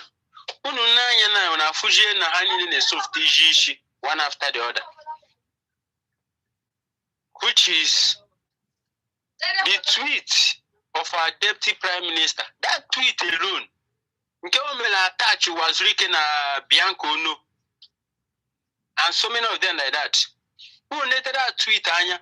All you know in form of it, that is actually tweet. That the 10 type of tweet Donald Trump send on 1st of November, I'll be September, go send it, go made that tweet. You go after Donald Trump sending that tweet, go tweet that in. The whole world, now complete, especially in Nigeria here. Our DPN drop that tweet. Everybody, all these stomach infrastructures, which now they go freedom. They check after one after the other, they go basari the tweet. Genko was written a concave. Any day, I made that they are stupid. Election on a one. What's now every year? When you made that election put on a social media, Open who the signal. Na Biafra ni kupe no here. No who go that signal. Our DPM now all these individuals, almost all of them. Now time shall come. That connection on the kupe, no gauge we make Nigeria which is gonna wa Adakuri we obtain a social media channel exposition can expose. But tomorrow that thing alone. Company in Nigeria today. Yes. But someone does not understand. Even at that point, what do the things say? All the spiritual impact of all those things, our DPM now, unaware for in form of no one name like who. Yes. But Omalo, no ordinary okukona. No, can sabotage. Yes. Oh, we are not getting connection when Nigeria, we make Nigeria. Yes. That connection alone, that tweet, Donald Trump drop, is part of that connection. Yes. Shagumi. In Sunglish, she don't know for within 2 days now. It's part of that connection. Imagine. can put 247. Or after na social media that's English. Kamakwa no ma English. Akwa kita English eshigwe no po. Makangon. What is the cause of all those things? That is that connection our DPM na gwagi basa mo na hamalo. Biafra rejoice. Biafra na ekokwe no here. And very soon, so many of them ekokwe na DPM renken. Ha ga no down. Mazin Nnamdi Kanu gaputa. Our DPM, our Prime Minister after. Not less than 6 months. Just below now, January be 9. I can na January. I can't go back with Binsa. Because so young bido na bido balu ihu. O man tembo ga balu huli that you. Bido na bido nwa because our freedom na inaka. Mazin Nnamdi Kanu gaputa. From 96 months time, Mazin Nnamdi Kanu gaputa. Because Ike Nigeria, Ike jide Mazin Nnamdi Kanu agwo Nigeria government. Because that message is in the Sokoto Caliphate. I know that message. And it check the whole, every one of them should now be me, Okunemi, and you don't want to take this, I don't know, Sokoto table not today. Akwahani ne keep mood. Ika wucha wuhani from A to Z. Because the choosing one is in their midst. And that the choosing one on their midst. Maluna Malu, Abba go touch in Sokoto now. Every hidden thing on Sokoto, honey name picture will complete. Kahani and that man. Rejoice. Freedom is here, our freedom is here. Rejoice, want to complete. Our DPM should rejoice. And every one of us now I get rejoice. Our Prime Minister now time shall come. Mazin Nnamdi Kanu the same thing. If the time for us to march, Yalu Hana, then every stone, one come and turn. Check any man one in on a man that stone Mazin Nnamdi Kanu kuku. Now that stone from A to Z na turn. It you know that prophecy not so Biafrans gonna gather to. On the whole world. If the time for us to march, if he reach that time, everybody knows our strong blood na Ghana complete. Check the whole world itself, protest upon protest. That is to tell you now the power. That the power and our freedom. Every one of them now turn one after the other. And we want to quit Ghana. You return in your life is going to go to it. Nduni ne sabotage Mazin Nnamdi Kanu ba no today. If I mbombo ye private jet, they put Mazin Nnamdi Kanu, they kidnap Mazin Nnamdi Kanu, put in obodo bongo here. Nteba no today. 6 feet. Uwazuri ke neba da agbe bono. This is the time na when came kweshima. Ni ane put them no bojo ku Mazi. Up no take your time. Oga gather before Mazin Nnamdi Kanu apta. Okubenem to Halwaziri. Oga kama ni nwayo zopo complete. Ibia mo Biafrans. No money ni chiwede me your meeting. Monsub meeting. No go abungo tele. Ego ne kana go charge and pay lawyer na bodo bongo here. Ego ne kana go each with more that kind money we go to all those properties. Mobuno ho ego federal government nyelu. Mobuno ho ego Nigeria government in Yeru, she go me chon, they push no Kubasalo Biafra. Because if you go na that light and you cook, no do go na the tunnel. Ichi kafta, chini me election prime minister. Who is fooling who? Who is fooling who? Anytime you for Hana, na time you logo. Now the time of our freedom, na signal biago, everyone of you a chick after. Peter Obiechukwu came with chick after now. None of is all president of Nigeria. The same use they use Zulu. Zik of Africa actually use Peter Obi now. Because how we gonna that freedom and equipment? Because now how we gonna that freedom and equipment? Na no biago. Kabia wulu Peter Obi. They are confused with Biafran. But I know. There's still some stupid ones. Now I get to vote. Betunu malamala onye nwa made mistake to vote. Now this election and akwado na Nigeria here. You are bringing cost for you, for yourself and your born generation, because every one of you that are here today. Opening one day or one day or one day why. No cannot on this Nobudo Bongo here. Now joining election. This is time for you to advise him. He should step down, should go and focus on his freedom. Go and focus for your freedom, for your total freedom. Mazin Namdi Kono na Sokoto prison. That tackle for me and you, for every one of us. This time on it, no na Finland. That tackle came because of me and you, because of the freedom of me and you. We still get the mind. They go to election. They go to Nigeria. You cannot get to them. You are bringing costs on your born generation. Because time shall tell. Time. All one thing to go for.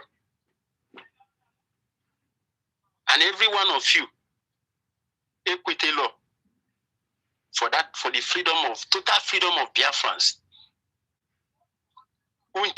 That prophecy they can drop. Prophesizer that is not going to happen to you. How do you want to escape from it? That the person is going down. Go ambu fiibo. Mana Biafra jago. Go ambu fiibo. Mmaru ne declare go Biafra. Ikadi chemazin they cannot comfort. Kobia declare under Biafra. Use your common sense. Nancy Mandela and Jobulo freedom of South Africa. Oceana prison for Tabia declare freedom of South Africa again. Oh no, with Nandunke or happen. We gather for that for age toy and gap. Because they continue fight. How continue or go. Nancy Mandela nan 300 years need. Nelson Mandela after Bia join Niger. Bia be the president of South Africa as of that time. He didn't remember as in the can respect. Of Tabia declare under Biafra. In Kwamila negative. IPOB one Nigeria who was really can do team no must stop. And do 4 back and do 4 deep. She now need gamers in now. Can not need gamers Simon Ep. Number of Tabia declare under one. Mad people everywhere. I could be Tigani who my brother. They were to go Zegi, one to go Zegi. No, she can nobody, no, because you can make a way you make one. They were when the mere go choose. Oh, when you zoku. Oh, when you hear one year now, massy all the time. One year now, massy. Eh, one them for the okay. You know, one you know.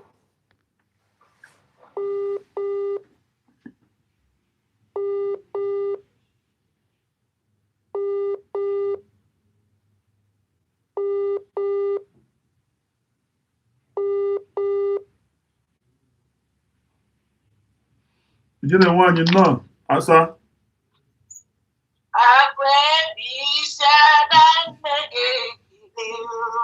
Dano sonne ne dano oya banogi Happy New Year. I didn't get a quarter before. So even yesterday I told me for myself.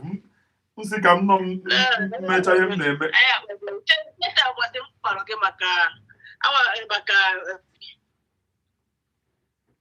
But who come out? Maybe it's here again. Maka will Christmas na New Year come now. Yes, Kana Christmas. Anyways, Happy New Year. Good morning and Happy New Year. I wish you the same. Biafrans all over the world. Our viewers, Happy New Year. Here we go again. Yes. Another new year of high expectation. Yes. And we all are going to make it happen. We are not going to be like sitting down, having that high expectation for who to achieve it for us. We all have to put hand on it and then achieve it for ourselves. So far, so good. I like what my brother, Kochus, a powerful point to make at the end of his speech. Mandela, that reference makes you everything, because we can't stop. There is no how we will be in this freedom, and we will not look into other people's, how other people get or got their own freedom. Yeah, we will continue to look into other people's history, how they got their own independence. Yes. So, my brother, Kuchuk, thank you so much, and Happy New Year, dear brother. Good to hear all of you again. We are happy that all of us crossed over the 2025. It was a good year. It was a good year. But we pray that 2026 will be more, will be the best. More celebration in 2026. Yes. I'm not a partaker of saying that 2025, people always do that. 2025, bro. Every year, you will cost the previous year. It's not done now. Every year, you cost the previous year. That is the mentality of Africans,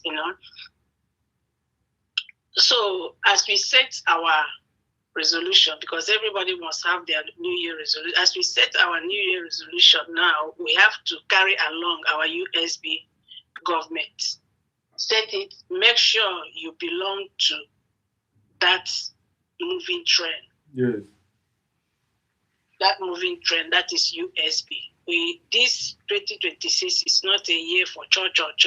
Already we have used, let us say that we have used 2025, the previous year, to analyze, to investigate, and finally make our choice. Yes. So in this 2026, it's more of harvesting, hope, looking forward, expecting victory, expecting outcomes, expecting feedback. Already USB, our documents are on every table. So this new year is a year of higher expectation. And I believe, I have the instinct that this 2026, we are going to get our first, let me not say it here anyways, So, back to that reference my brother Kuchuk made, which I as a very good point. Very, very good point. Mandela was in the prison, just like Mazi Nnamdi Kanu. Mandela, they called him terrorist, just like Mazi Nnamdi Kanu and Simon Ekpa. Mandela, they imprisoned him, I think, life. But he ended up staying 27 years in imprisonment. During that time, their people, his people, they did not fold their hands, sit back and was waiting for Mandela to come back and continue to come back and declare, although their own wasn't to declare a country, their own was apartheid war, but they did not wait for Mandela to come and tell them or direct them on what to do. They continued fighting. Because once you stop, honestly, you have condemned that your leader. You have. Once you stop, that's the end of your leader. That that is the end of your leader. You know what happened to Uwazurike? Uwazurike was fighting while in the prison. He never quit. It was when Andy Oba brought in his foot soldiers along with him to Uwazurike in the prison. You know, just like why Ishitebutenisa said, intelligent game. Intelligence game. Intelligence in game. I will come back to that one. You know, so Aduba did that just to, and it worked for them. It worked for them, being the type of person who was rookie,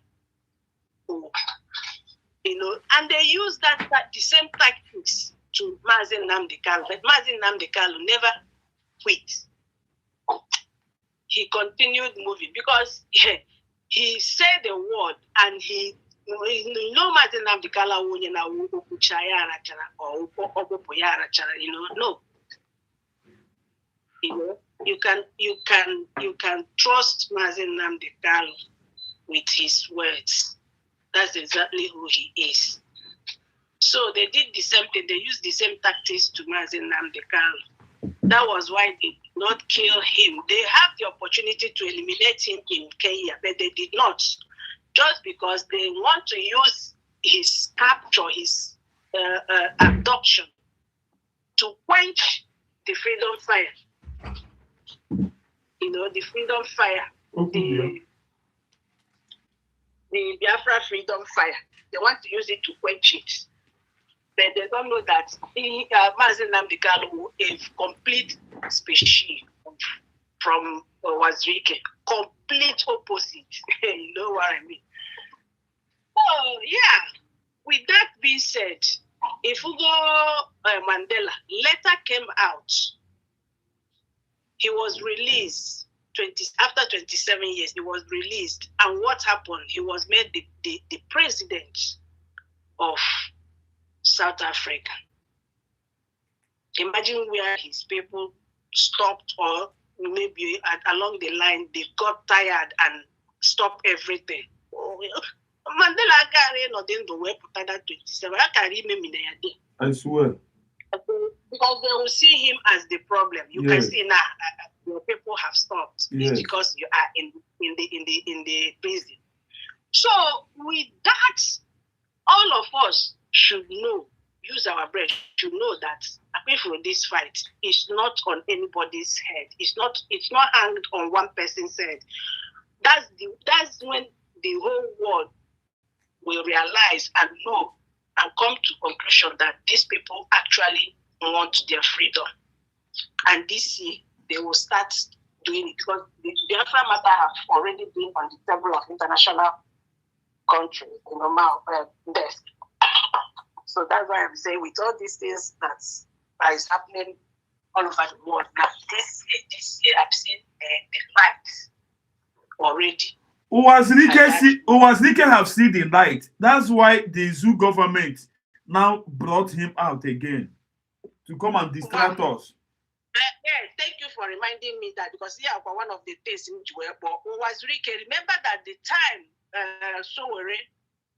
the time they were organizing that protest for Mazi Nnamdi Kanu release, Uwazurike, they called Uwazurike. The Nigerian government called Uwazurike for question. Arrest or what they called him. Remember? Yeah, somebody said it here. Somebody said it here. Yeah. Chino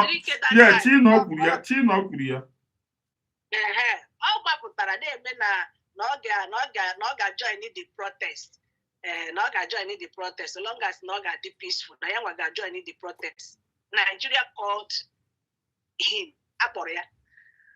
What they call police? Yes, they called him. After the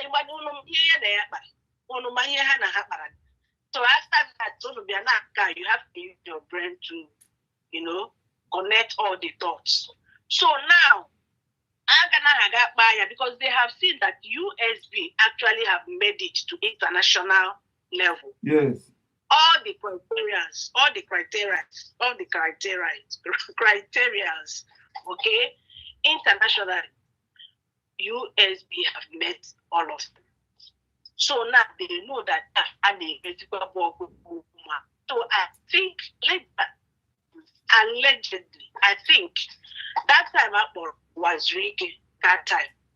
I think one of the things I discussed for him to start rubbishing that because I use only it's not working. All of you can see that, So now they want to use it for Wazirike. But all I can say is that no matter what they do, so long as they have this cabinet that knows the law, knows exactly what they are doing. Did you hear Wazirike wanted convention for the first time? In Oria, now this thing now that this program last. I said that he studied Montevideo Convention. For the first time he's saying it. Even I commented on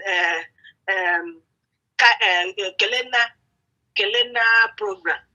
That thing Wazirike. I commented there. So Wazirike have been listening to Real Biafra TV. That's what I said. For the first time, Wazirike mentioned Montevideo Convention. For the first time, because they know how things are going. Hannah here discuss on the election with the prime minister just to start rubbishing this particular, which they can never succeed in doing it. One them fake, one fake, original. You know what I mean? So get you wrong, we get you fake to near original.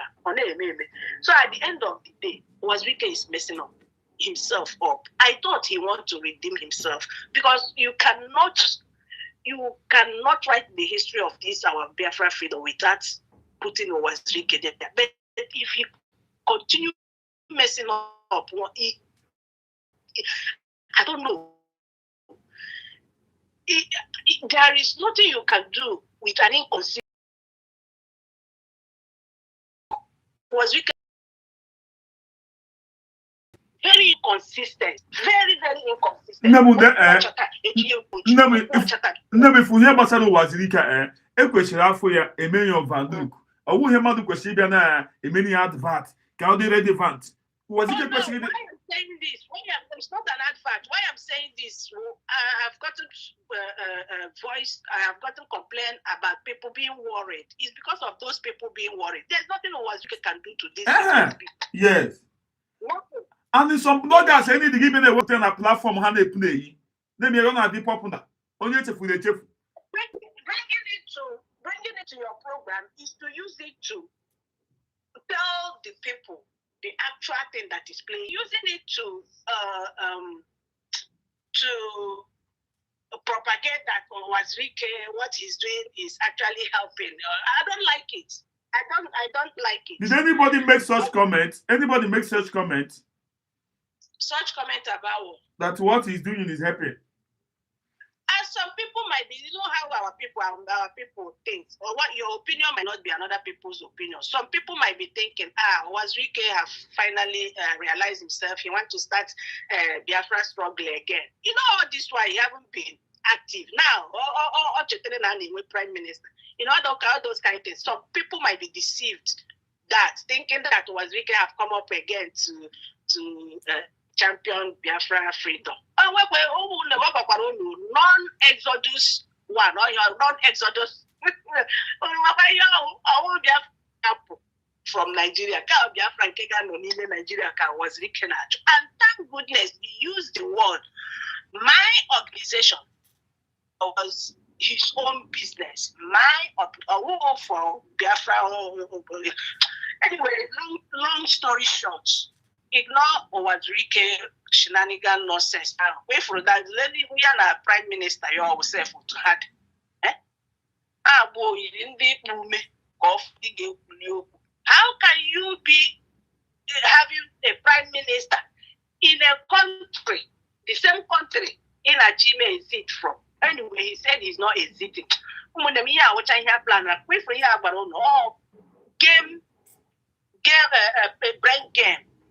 Brain game.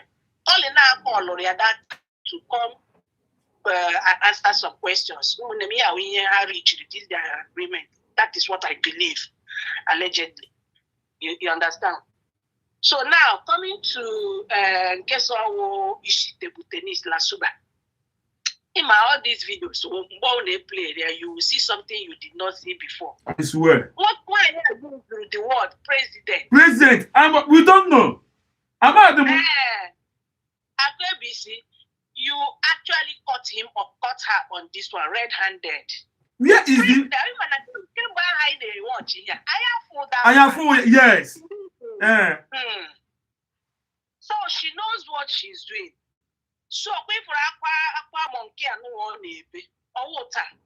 all know all of these things. You know, we all know all of these things. Emotional blackmail, but she can never.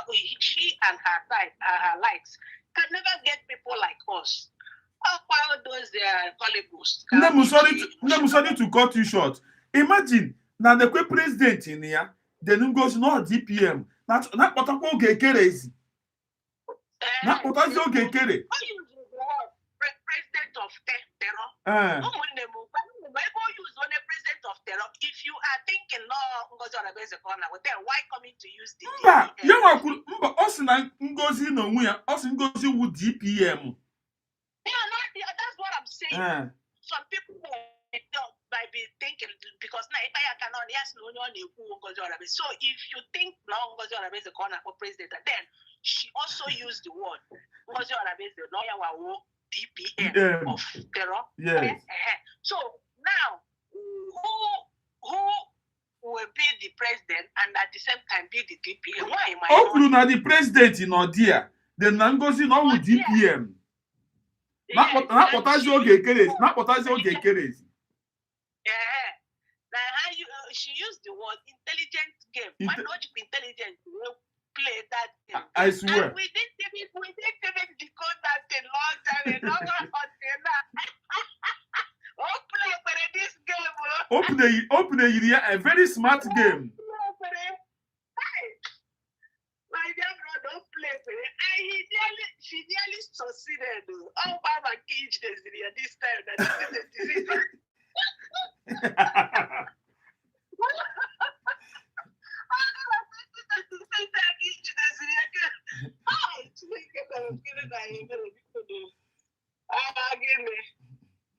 My brothers and sisters, thank God we are all again in 2026 to continue. And so far, so good. So far, so good. This 2026, we shall dance and celebrate heavily. You see? Heavily. You see? Keep supporting USB. I hear you only 2024, 2025. We making our analysis. We make our investigation. We make everything. This 2026. Did I call 20? I said 2024 and 2025. That was the year we used to do analyze everything, then investigate everything. Then now 2026 we have bonus results in 2025. This year 2026 we are not going to start thinking what are these people doing. Now the results is clear. USB were banned, and USB is only one that meets the international law criteria. You understand? So no more going back, no more looking for whatever called the diesel. Ignore them and move on. All we can do to I don't know, some of our people, they are hard. They had difficult to understand. Very difficult for them to understand. We keep explaining. You know, what can we do? That's why we have media. That is why we have media. Continue. And imagine if you have said, I have treated this program before, I will not bring it. You have seen this particular one now, a dictate. No, that's why we will continue going to bring those previous happenings. You know, it's not like we are taking us back, but it's just for us to bring back those memories and then see if there is something we did not see before that. Because happenings of this present time will make us to know more or to decode more from the past happenings, the past events. I understand. Yes, I understand you. I understand. Because then when he get move, he get back to what happened that time. Yes. Back he get why yes. 2025. Why Ogekere was doing what he was doing in Finland 2024. Yes. So I'm glad to see my brother. Thank you so much for all your Thank you. Thank you, Nam. Thank you. Bless you and your family. You say, bless you. Thank you. Thank you.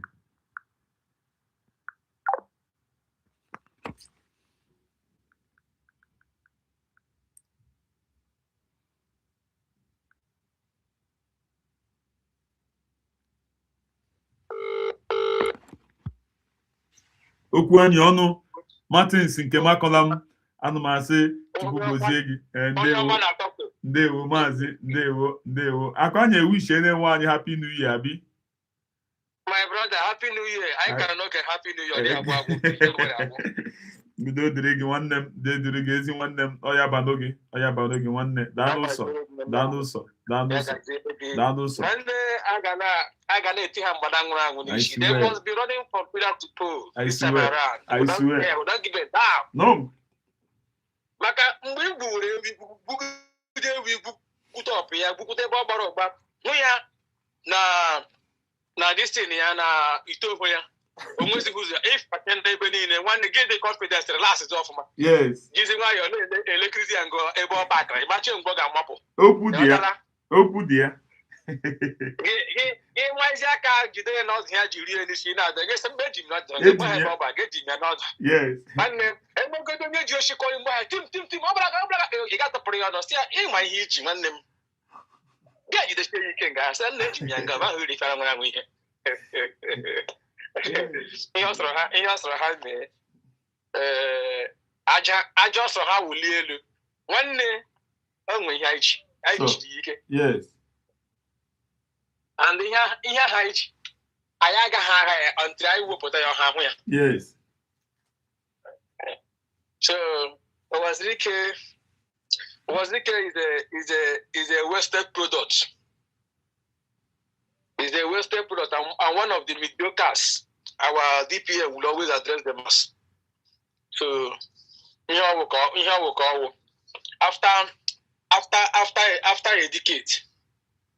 After a decade, ya gana awụ aja ọ gbara ọnụ dịka nwanne m nwaanyị kwuru nga ekele m ụmụ Biafra ndị kwuru ekwu my sister Asatina udo dịrị gị maazị Kochus anụrụ m olungu agaji gbọ mmara gị ebe ị kọrọ ede ya shekele nwa ọpị udo dịrị mmadụ niile my dear.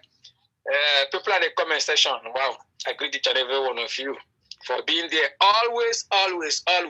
Makanasa no nya na-esi tienu nke o tiere atụ ya ọfụma ntie dị nwanne nke izi iti kpọrọkpọrọ ọrịkwa onwekwa ihe itiere. I thank you all for being resilient to this particular cause, and we have gotten what we want. But DK will always say, yes, we made it. We test running down her cheeks. Yes, we made it. Now come back to Ikwikwi that called himself Wazirike. He said, I am agitating on non-violence. That he's fighting for Biafra for non-Exodus. And people are what I mean by that non-Exodus.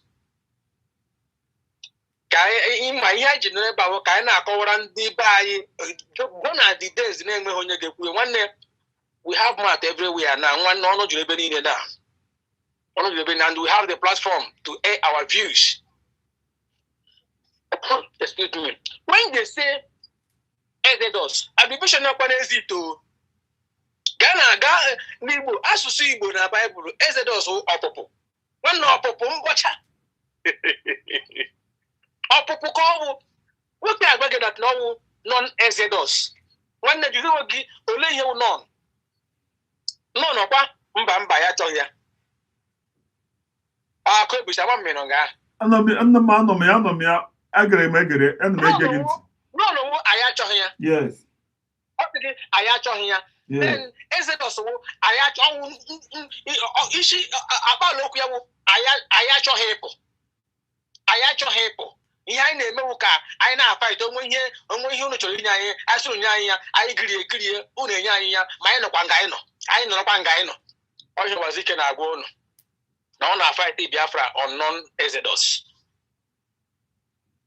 Whereas anyị nwere Exodus TV. That is here. Ọkwa mbọcha edidide ihe hụ even anyị bọcha breeze ebuchachi nkwụta ya ebe anyị gbafere agada ha hụ kwuru anyị ka nwoke ma na-agba anyị na ọ na-fight on non-exodus. Anyway, mgbe oge ọbụla na-achọ nwere onwe ọdụ ihe dị otu a ga-adị maka na ọ bụrụ na ọ dịghọ ịma na nwere onwe unu na-achọ zuru ezu hụna ya. So o mere na America, o mere na many countries today, even in Finland, nwere ndị nwere onwe ha mere ya. Even this year more propagandas ga-happen mana ihe ụjọ ga-eji na-aba ha na-awụ ebe the world chere ihu na nwanne ihe a wee anyị na-ekpe na-aṅụrị ọṅụ maka Trump ịbịa maka oge anyị ga na-eme ihe anyị ga na-eme ya legitimately according to the law. Zoo amano law. Zoo na ịdị na zoo nye gị nwere onwe. That's why Ojukwu just say this freedom will come in diaspora from diaspora. I want the man na kale kukwe ya. If you are not na village ya, e defraud ndị ba na akọ eri ihe ọ na-akọ eri. Nwanne mbụ Wazike anyị na-aga azụ ga hụ anything no. Nọrọkwa ga nọ. Jiri pe your non-exodus Biafra. Anybody can answer different name. Ofonya na answer ofu. Mana I been a country one name Biafra we country. Even because Biafra sa ha. Enwe kwere ndị zaga na bai. O even know when na Africa asa. So where is up ya asa? Otishi akwụsị organization ya wụrụ organization again. Mana ehunkwala ebe USB no. Amara m na ụjọ even ndị na-asọta ihe asef otle ha na-ere ọkụ na Tinubu na onwe na Tinubu elele chapter ya ọhịa na-ekwubeghị okwu na ihe a Trump mere na Venezuela. Olele chapter ya rekọd ya bụ equivalent to onye ke Venezuela sef kachi ya mma. Tinubu emere indict na America ya forfeit 40-something thousand pounds dollars on record. Mana onye nke a na ihe ejikwe push ya wori ngono on na-eme also ọwụ ihe nwa na-aga mana Tinubu nke ya emebeghị indict onye nke emebeghị indict mana Tinubu emene indict eme ya mekpa ya ịhụ na ya forfeit ego so otenwune ya ọkụ gị bịakwara na ihe election ejikwe pick this man na ọrụ election o mere nke a Tinubu mere ya so ha nwana onwe ha na amagode na ha nọgide ọtụ kosi iwe na ara agbala the guy. I can't hear from Gumi again. What did happen? Has he lost his voice? Also guys, Funani ka ọ na-asụzi na. Ọ gara delete she's post against Trump. Back is there just ọ ma na plan ya ha na so ha na so people na ya. Ihe so ya kwuwe agwara gị Netanyahu si ha awụghị ịgba ọsọ ịgbata ihe n'ọsọ ebe ọsọ gị nọ anyị mgbe ọbụla chọrọ gị anyị ga-eme were and the funny thing ndị a na-ama ha na-awụ assistance now enwere ike na-amarị from pillar to pole na-amarị ka ụcha na uze ama ha na iji iwu kamera nọ na-esogharị ha amabeghị n'iji dị ka ndị gị ga na just iji na-ebe ahụ na-agụ ya agụ iji ogbekwu isi nọ na jos agụ ya agụ ọgwa na iji dịka kamera na amụrụ tọja agụ ịma na this man eburule o teletrele wela the man anụ m na-asọ etiri $50 million n'ọhịa etiri ejiri gịnị eji anyụrụ onye suru ya imi ya gị na-abụ esoghị ya na ha moto shi aga mara ebe ọ na-eji mana ihe ọ na-eri mana activities ya a na-efolo ya till the day asị this is the time enide ka eji toothpick edoro ya ego toothpick edoro ya ndị nke na-amarị na ife ma Tinubu amara mapụrụ ala France gaja ofi na-enwe ya oge Sultan of Sokoto akpọ omi mmiri mana ọ kpọrọ na omi mmiri nwanne mpamsị onye na-akpọ omi mmiri a na-ahụ okpurukpe ya anya nwanne ọnwụọrị mmiri ọgwụgwọ omi mmiri na-akpọ ọ kpọọla omi mmiri mana anyị hụga ya anya all of a sudden the voice niile ha na-egiri na Nigeria ha niile efushiala enwe onye ụjọ ndụ na-atụ ụtọ ivi Rufai na castigate gari Trump mbola nwanne Rufai alọsọla voice ya Rufai alọsọla voice ya because all hate the Trump to the last all lọsọla voice ya ọ na-azị ekwu okwu obulile akwụ mara ewu nọ before na ọ ndezu ga-ebute ụzọ campaign one against ihe a condemn wee ha niile efuchana si ebe ọkụ gbara mbe ihe epi igbe efe ọkụkọ wawara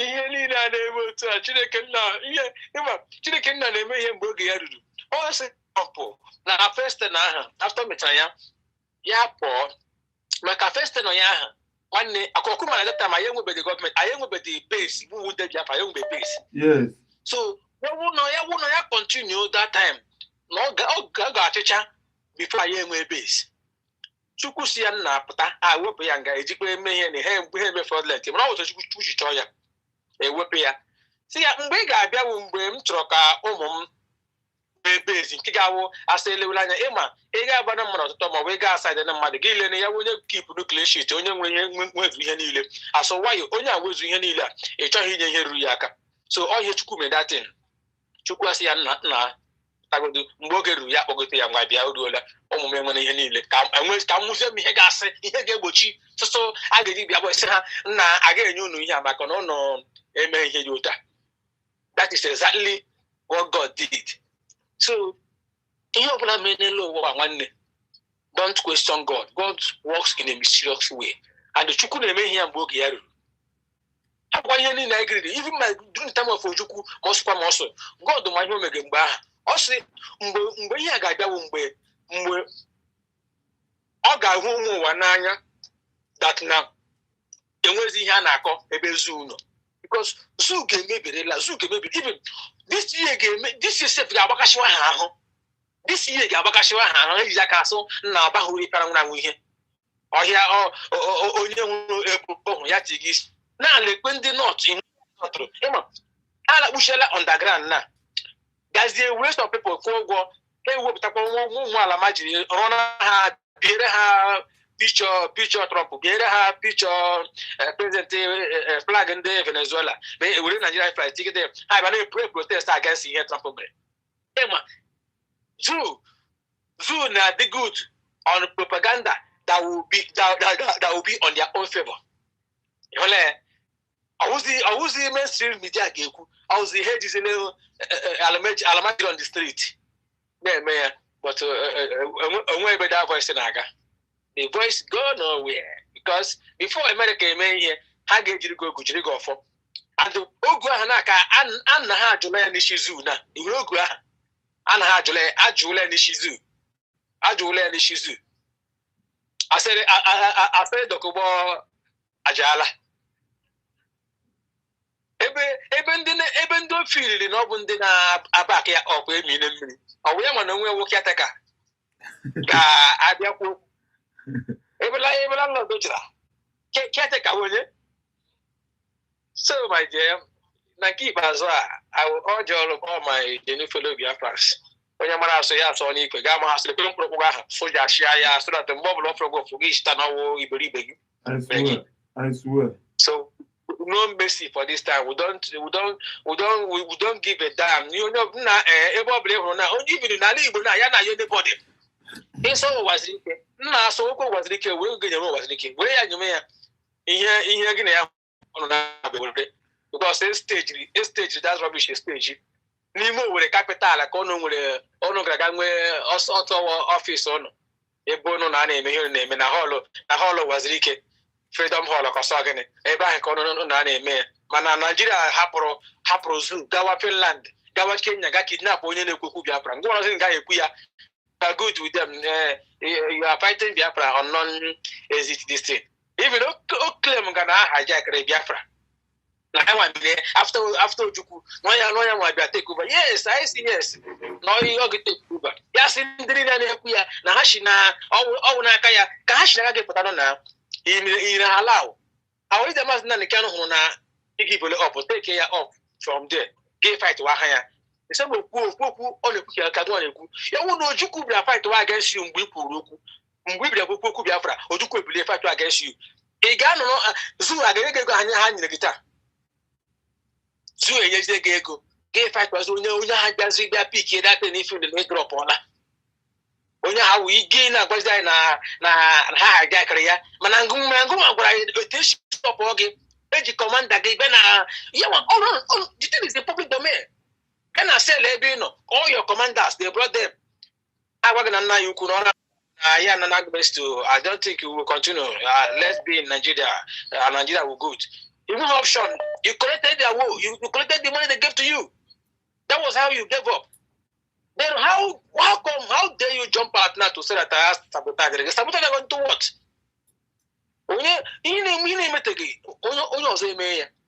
Why can't you approve? This is why we love so much. Actually, you see on one of his interview. Yeah, this thing you are looking for now. What if your enemy get this Biafra for you? That's all we want is Biafra. If my enemy gets it, I will embrace my enemy, have a handshake with him, tell him, let's go home and settle our differences. I will not get more. One Biafra is a relay. And the now the final step. Mass exodus. One guy can say, okay, I know I'm a regional government. One way the regional about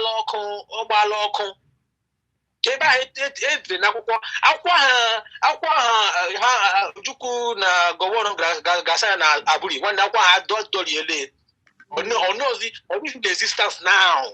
We are moving ahead. No power will stop us.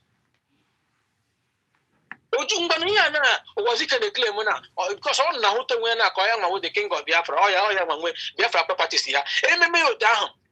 Biafra, Juku wouldn't get claim of Biafra, so not like a if you know what will bring Biafra, go ahead and get it. Doesn't matter how you get it.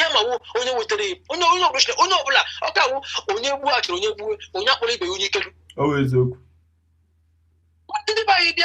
Only going to ask because we're going to you see the person as the criminal. Maybe I have to say, why can't you focus? In the pitch of play, selfish players will not release ball for their own person to score goal. They will always want to score the goal. Meanwhile, they will try to score the goal. Excuse me. And that will make the goal will go. When one person score, everybody celebrates. When a team won a match, it's one person and two person that assist the goal to be getting. When you belong, I just who win. I see it is we. Why is it that it must surely be me? I will give you the goal. When the winning for everybody. Eh? Don't you sister? I have to discussion. Can big Maracananya?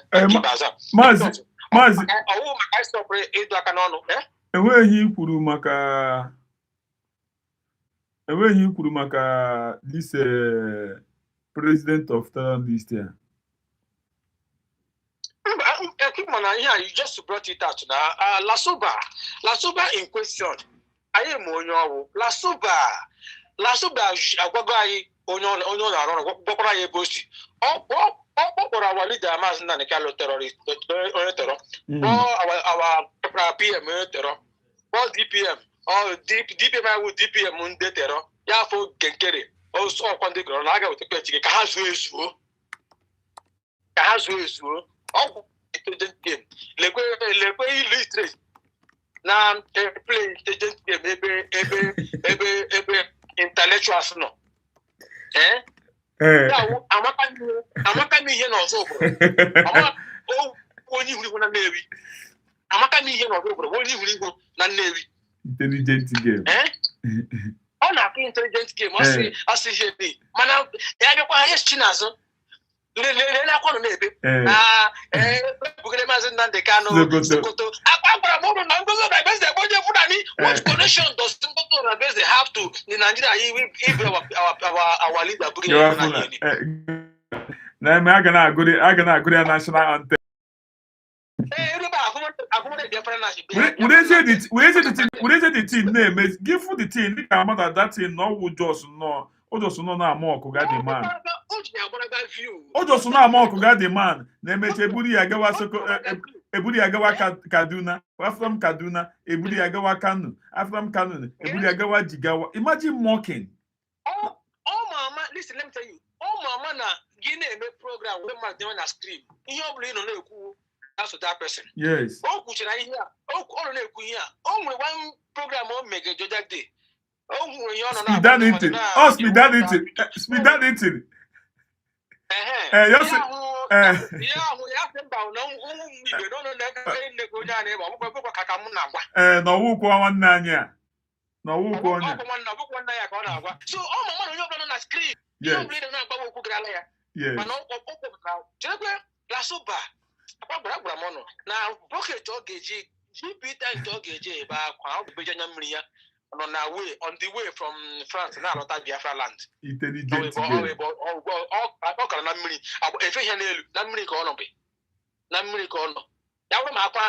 From 96 months, it will happen. You say before, I'll repeat it again. You say we don't well, thank you so much. Thank you so much. Thank you so much. Thank you so much. Thank you.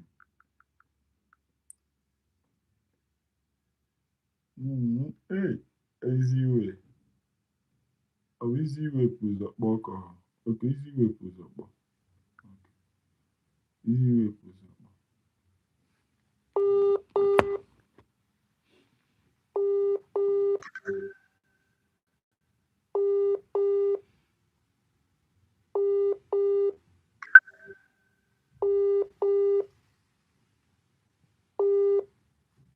Ezi nwanne m dewo daalụ sọ nwanne mmadụ daalụ sọ. Hello? Yeah, daalụ sọ nwanne mmadụ daalụ sọ ndewo maazị daalụ sọ. Ọ ya ba n'oge. Easy way daalụ.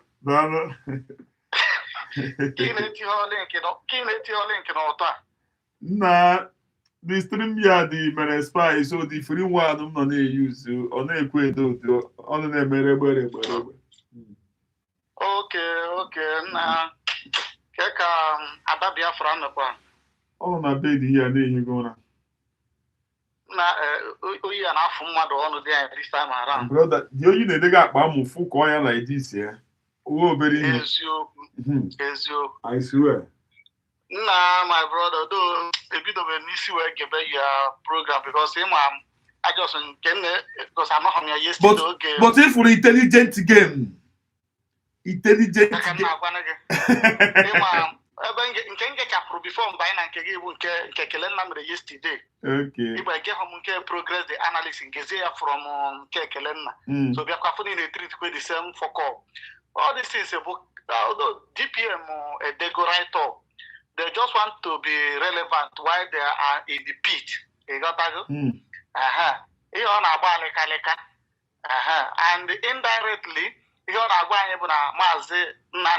hijack the struggle. But all these things is dead on arrival. So, but humble.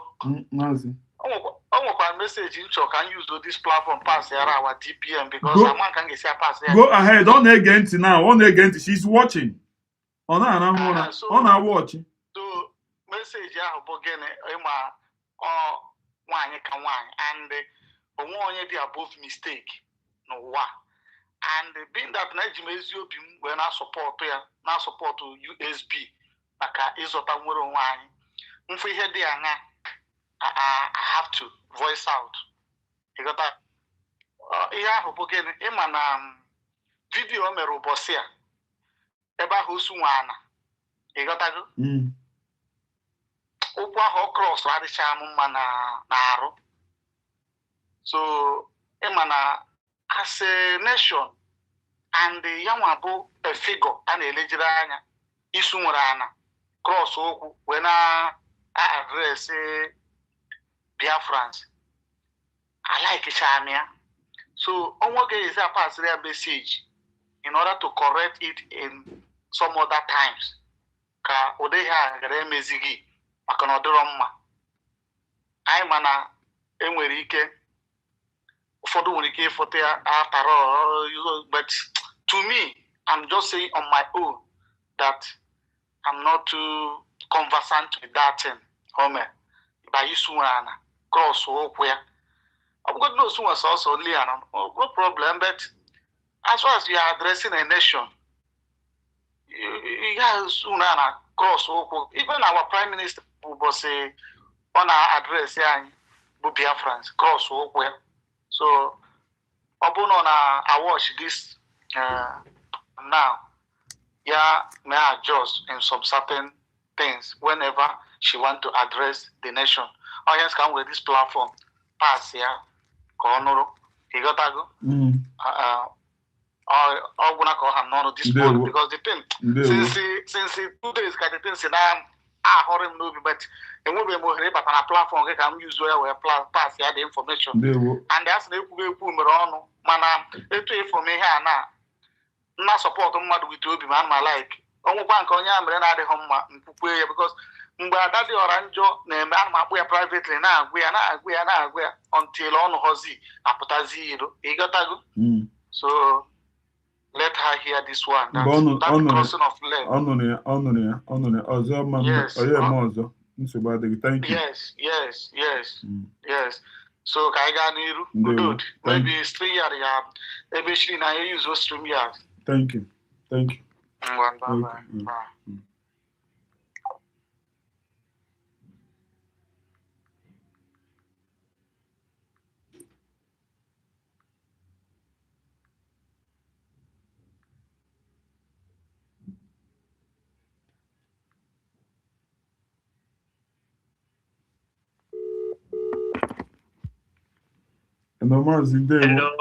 Ndewo.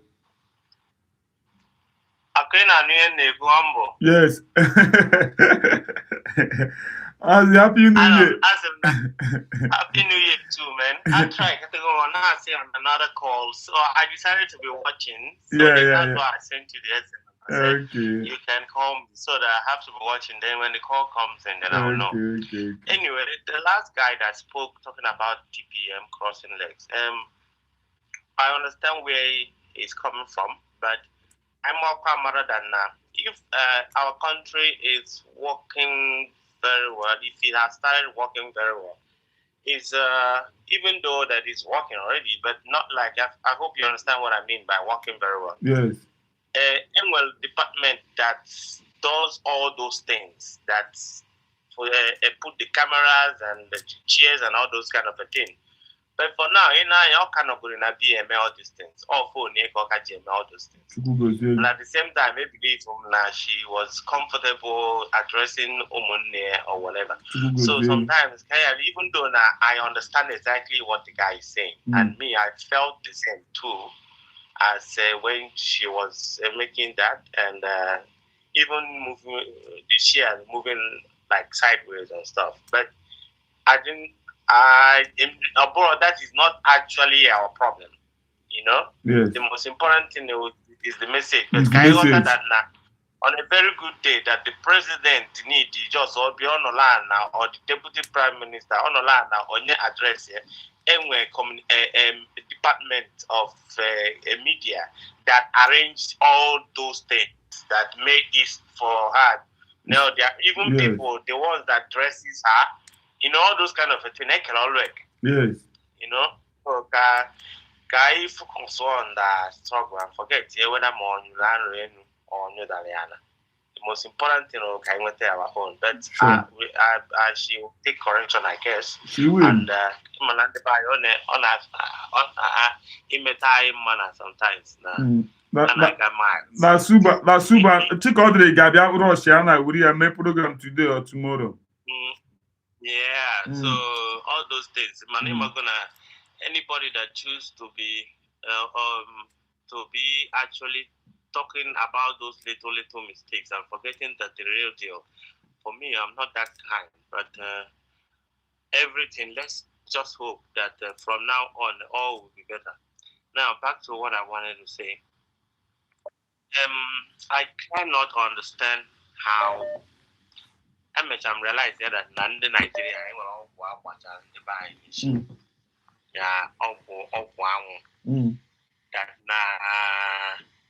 based on Trump, Venezuela president, and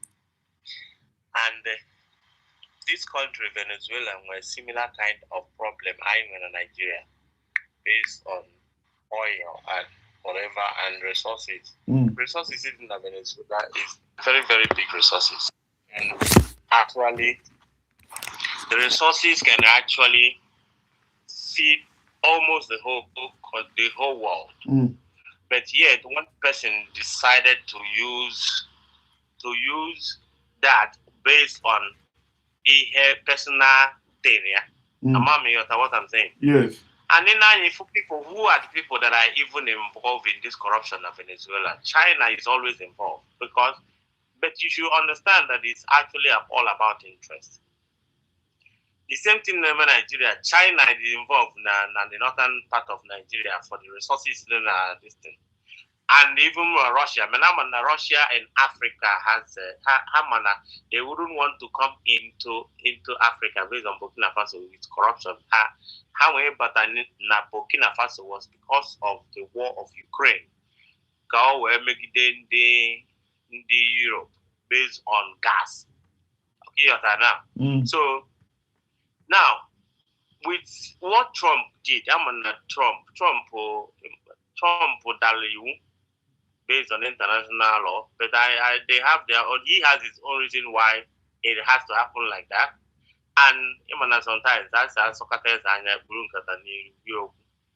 And now that is actually what put fear in most of these people, because all these guys, they hide under the international law of that now no country has any right to invade another sovereignty, and they keep doing shit that they are not supposed to do. After this thing that happened in Venezuela, have you seen any of them in Nigeria and all those people? Magumi Ejego delete everything on a post about Trump. Bola Tinubu now is faking his movement, his whereabouts to the extent that on a post to see AI pictures. Or Uganda, not president I think Uganda or Kenya. I don't know. No, okay. Or Congo, I don't know. But one of the president and they post a picture, AI generated picture of Ebon. None of them, because they now understand that now everything is possible. Anything is possible, no matter what. And but they should understand that now what for Trump to do what they did. The Venezuela president was like a direct threat to the US because of the importation of narcotics into the United States of America. You see. So and the buy ndị nmasị ndị si na ha kpọrọ ha ndị Nigeria nọ na Nigeria na-demonstrate ndị ụlọ be ha na-agba ọkụ nọ na-asị na-demonstrate. Meanwhile, ndị Venezuela na-aṅụrị that na-ewepụrụ ha onye dobe ha na for long time. I mean, what I'm talking about. Yes. Nigeria na-demonstrate leave Duro for again this man. Say happier. Meanwhile, ndị arụrụ ọrụ ọma nọ na-ekene na na-echukwu na ekele dịrị gị n'ihe ọma ime ha. I don't just really understand, like, when like, Now coming to Wazirike of 18, I saw Wazirike's video of the Prime Minister. Yes. And if that na in that speech Wazirike, if that na all the two bitter, Wazirike the two bitter in his heart. And the same problem was looking at is the same problem Jindibai na this struggle na diko na fiaya. Everybody trying to recover no nyawa wonye wetere Biafra. Same thing okay killing them. Was Rike on a poku that nature cover hijack ya struggle ya this and that. The moment was Rike bido forget here about what I was before and focus on the future. That is the day the man will start healing. Because every time Ubuntu Masobu na operate, how many people queue into Masob? Wazirike was using Masob as name who did he educate about Biafra struggle? Or maybe by force. Now they kind of learned from what happened to him and decided to change the scenario. And yet every day up or now or can I get them before no be property. I get them before. It's not the property. And they choose to understand that we move go on now. While I know the back in the days when things are not working. This time around, when the internet information is circulating. People are hearing first-hand information. And that is why before I read by now to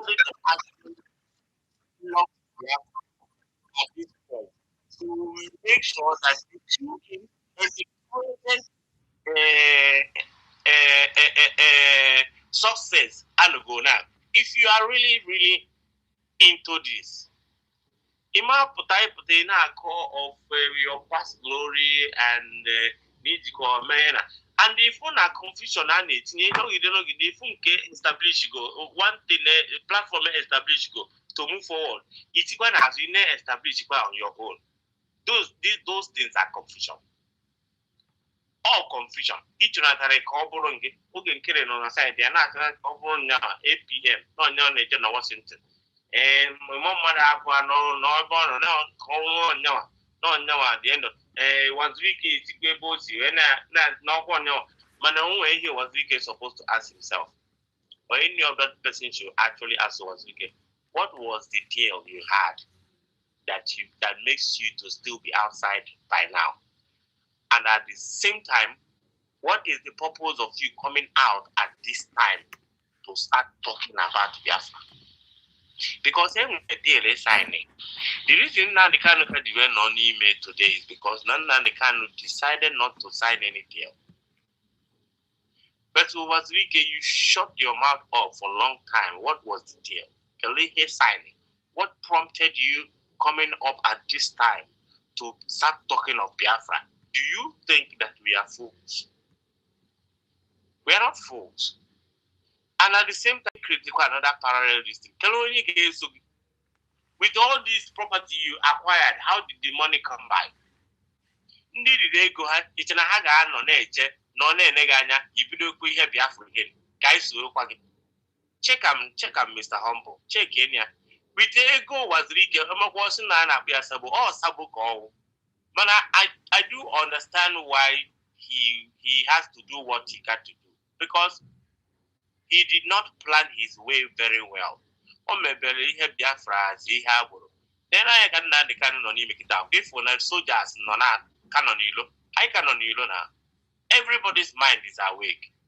So this time around, none can just have to sit down and they propagate on behalf of him. Wazirike did not do that he didn't do that kind of job. And on him we are here. One on him they crippled all his commanders, even though on the boom but then but make a mistake by not hitting the people on by Biafra to understand exactly why they should be involved. Even though and man I compromise or compromise you may compromise now even they against on what Wazirike is doing is that I wasn't expecting Wazirike to start forming another thing, which can only bring distraction and destroying the one. Is why are they not queuing into the existing platform?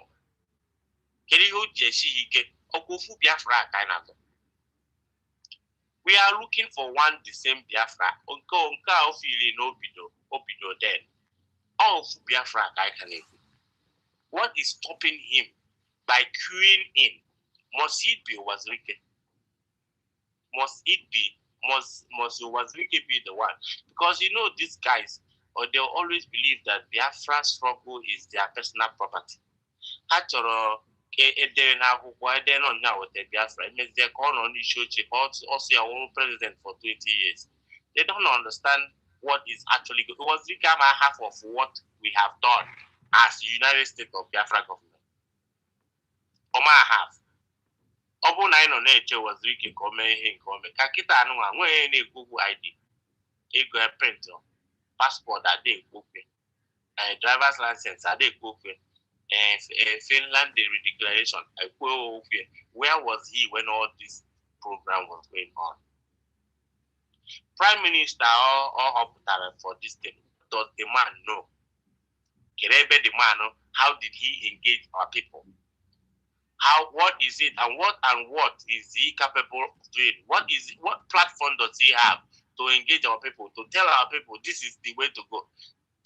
These are the things that when you listen and when you see, you can understand that all these are just confusion.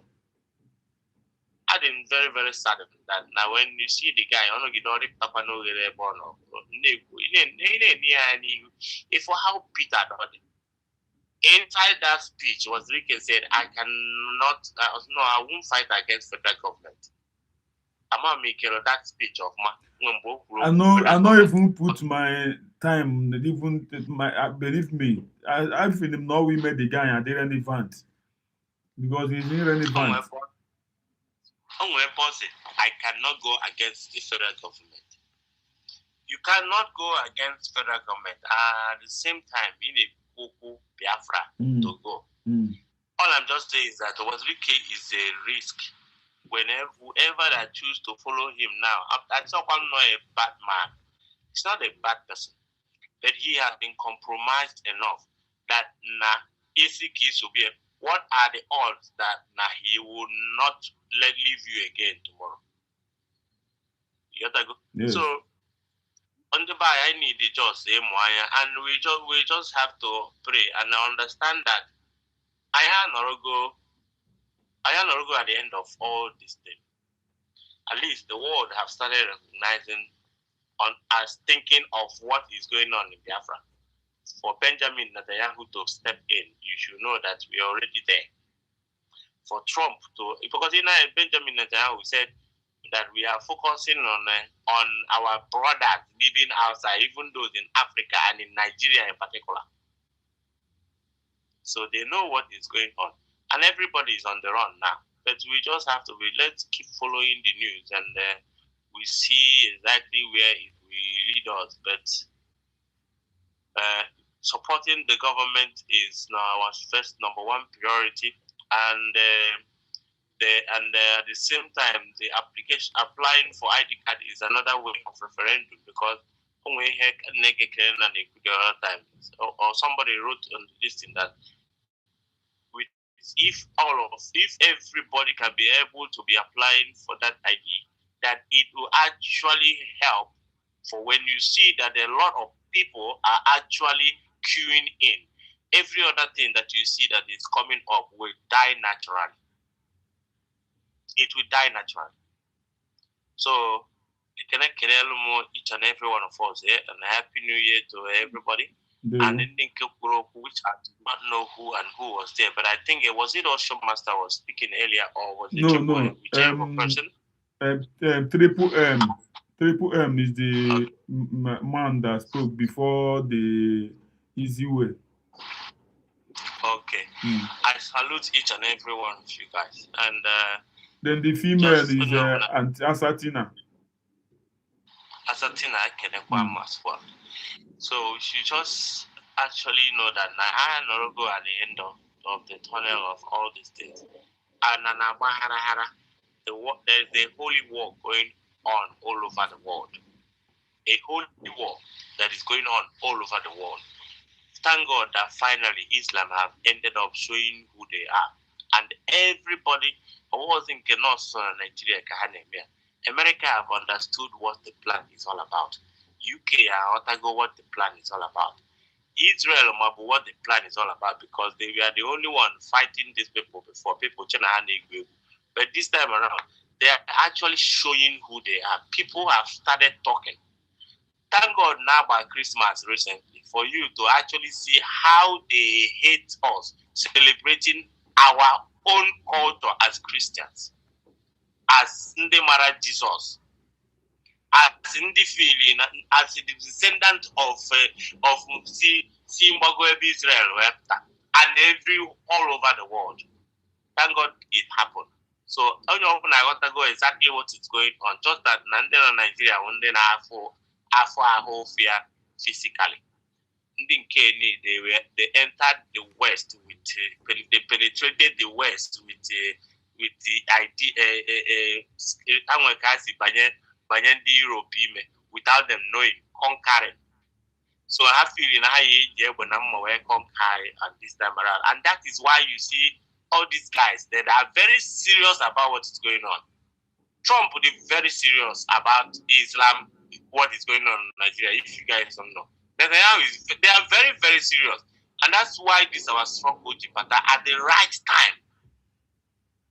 This Biafra struggle is actually booming on at the right time, because at the end of the day, with that state that might be created out in Africa that will protect Christians is actually booming on. I'm telling you.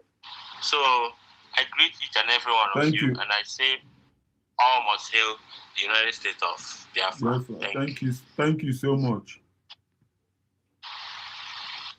Thank you so much. Thank you so much. Thank you, Mazi Ndewo. Asa kpọghachiri azụ ka m mara ihe o kpọ.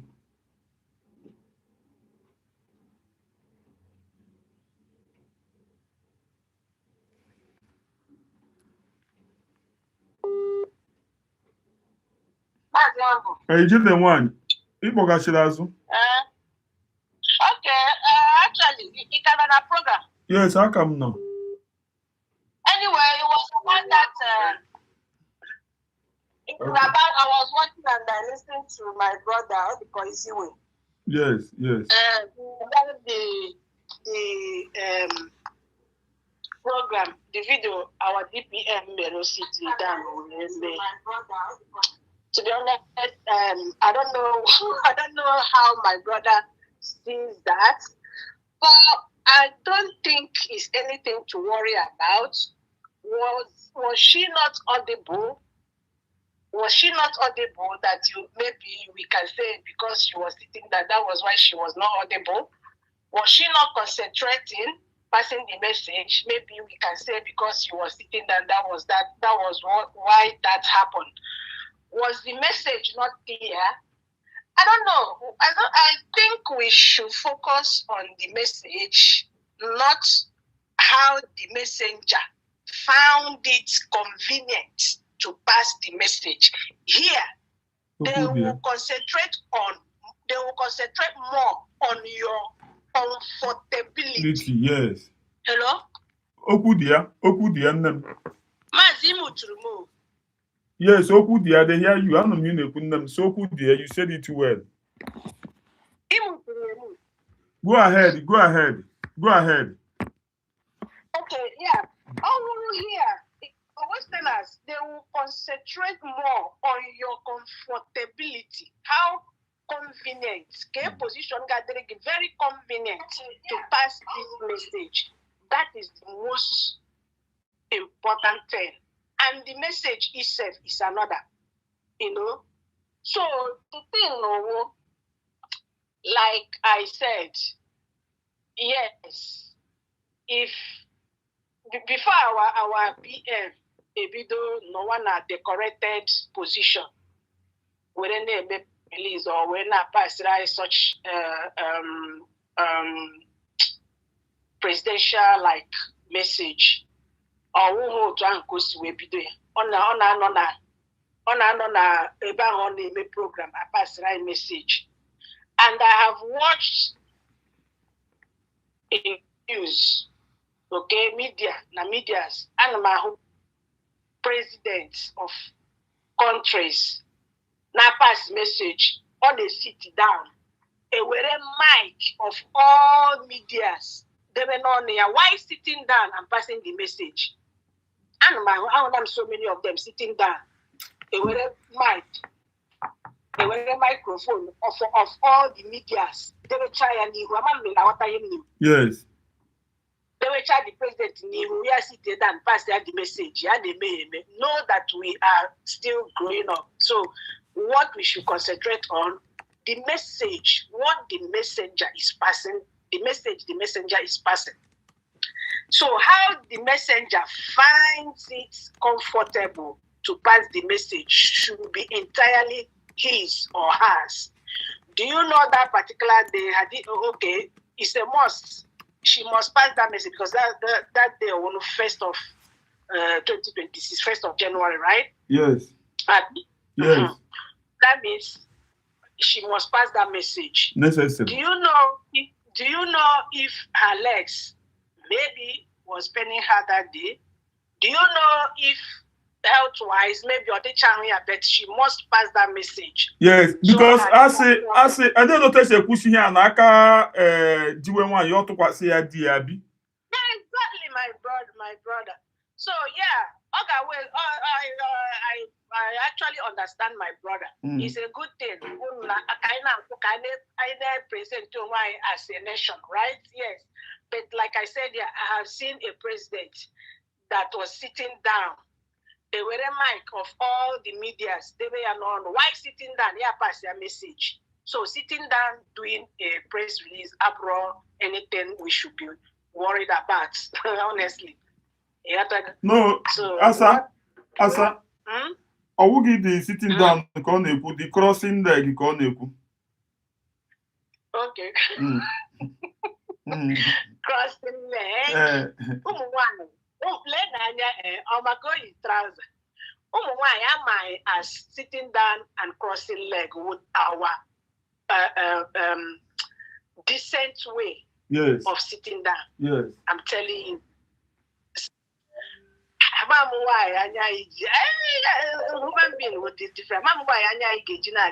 Something that should be corrected. I don't see anything to correct about.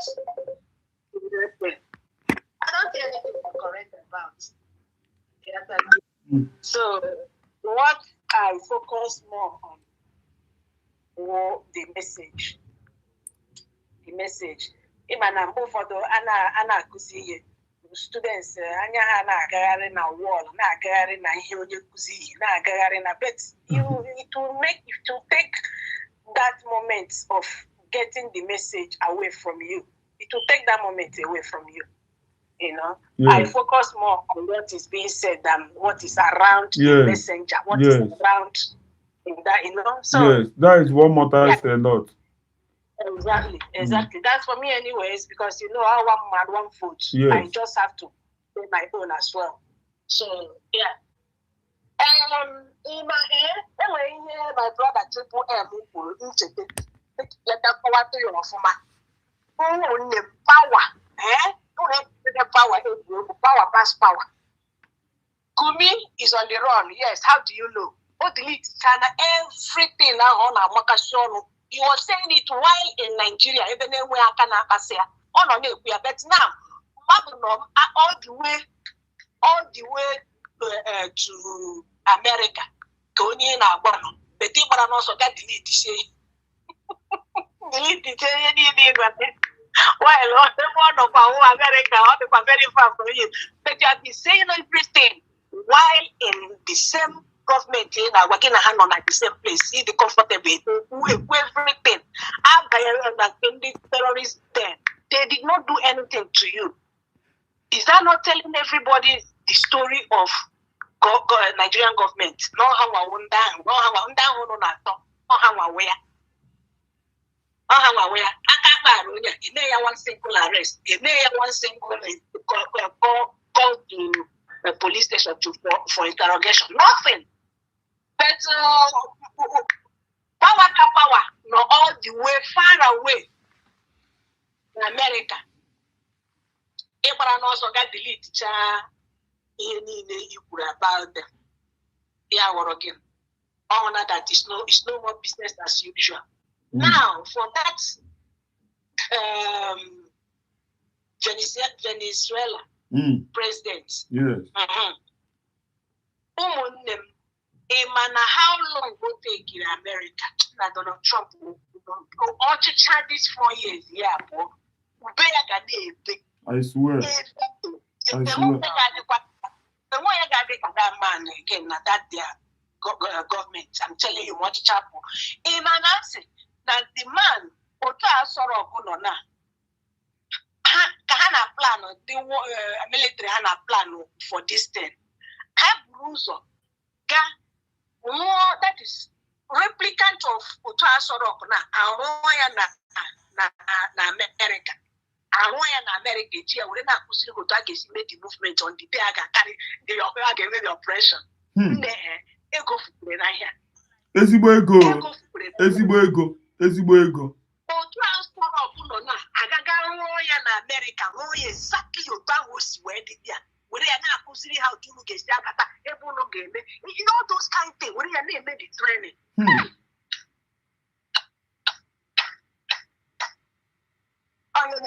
This perfect successful something. Very successful. No mistake. Analysis about this. There's this one man, he does this very, very well. Only I would know a current affair, born to be. I'm more current affair. He knows how to analyze all those things down to earth. So, and before having among the army, among the protocol, the president protocols, applaud to another person, their spy there. Short, my dear brother, I was even thinking that, or they were necessary here, because their next move now. But so it's still okay. It's still okay because these people, this president, they can never walk alone. They must have bodyguards. Then, bodyguard. No as spy. That's why they should stop evil. Stop evil so that they won't or think evil against you. But all these things, I'm going to change.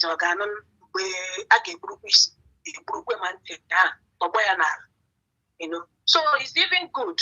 It's good that all these things are unfolding and everything may play. At this time, Biafra is already at the gate. I was at the gate. So I think everything now I say to go for us to make that final move. Triple M not here. Triple M. Okay, my brother. Gini ya not here. Triple M. Ọ dị ka enwere ihe kwuru ọ chọrọ iti ego ọnụ na ya. Okay, yeah, I yield. Triple M. Triple M. Asa, go ahead, Asa. Go ahead and finalize.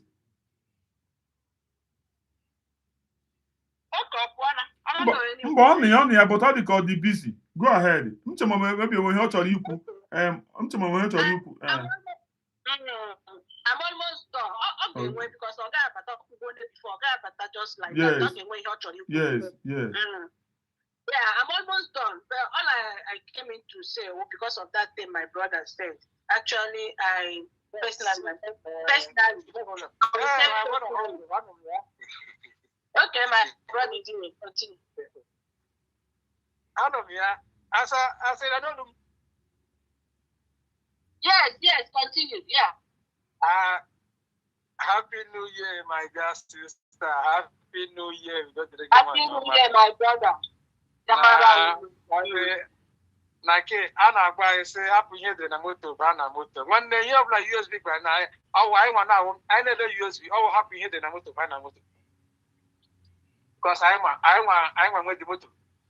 I'm the motor. Motor the sound. We go black back an ignition. Oh, Chagwem. I feel you. Emma, Obezoku, na enwa bụ ndị Igbo ghọtana na onwe ihe mere eji be nwee our DPM eze na yozi anyị nọkwa n'ozi ya bakwa ọfụma Obezoku na ana Igbo nwoke bụ nwaanyị na-ekwu okwu ma ọ gịnị ị need to cross ụkwụ mana anyị ma the condition mana otu ọbụla o si wee dị one day I like the and our government will have listening here. Our DPM may when you no be mayor, when you are senated, Mana, given a legal, I got to get naive, I believe in all cannot all these things. And I'll go ahead to next time. On again. Of course, one day, Ozia Hapra, even Katakata Kitiana zone now, Ozia Supane. Naki Baza, that woman, we can't love her less. One day, our the Mama Biafra tea. And then brought this year.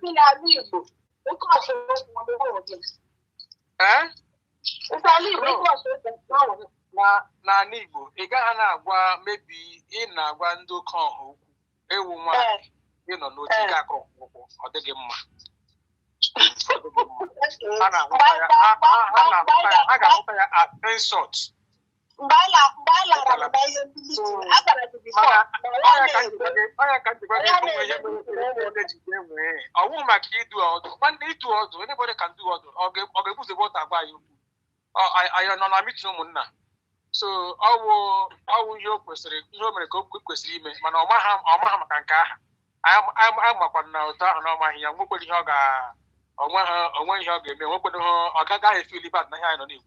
so I say, one neck I need money.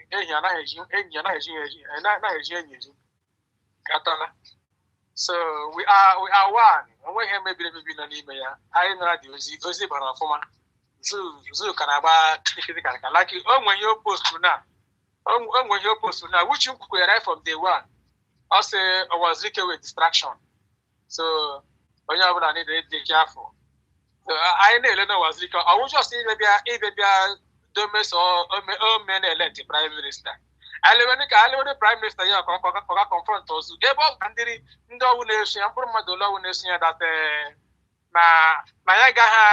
aga against zoo government. Why? It's one of Biafra. He got from one of Biafra against the zoo government. But yeah, also aga against zoo government. I must be your about Lambo, one thing is that Nayana Biafra or non-Ezedos or non-Ezedos. So, yeah, the company may Biafra or non-Ezedos. I'm on the way in a Biafra on total Ezedos and Nayara. So, Yenda and cousin Gawaka Jaga. So, I'm going to say, be careful. They have made it, make you know, on a go, we on a no. As for we they follow who know route. And we sabi the road, we know where we are heading to. Thank you, my dear. When we take this one. Okay, Triple M. Okay, there is something I want to point out from what you just said now. Number one is this. Mind you, we are not doing Igbo nation here. We are doing Biafra nation. Had it been you said in Biafra, we don't cross leg. And again, let me tell you, my sister sits here down with a table. Sit here down and with a table in front of her. Will you dictate whether more cost or cost? Why are we putting eyes on something that is not even significant, something that is not necessary? Let me all the Lord, you want to breeze the boo. I got one father in the trouser. So what does it do? I got what I find you to other. And meanwhile, imagine that the guy is saying, Ebo Bulo, each of you mind them with Biafra. And don't let them move up our ball. Oh, Biafra Kahawo. So Biafra, oh, Biafra need it. Igbo with the arrowhead. In Biafra, Igbo is the arrowhead. Okay. I didn't know Biafra. Ebo, I didn't know Biafra now. Oh, my move up our ball. Go and verify. So, my brother, what I'm trying to say, this is a mistake. If we must know, this is a very big mistake. Now we are talking about Biafra. We should desist from saying anything that will look like now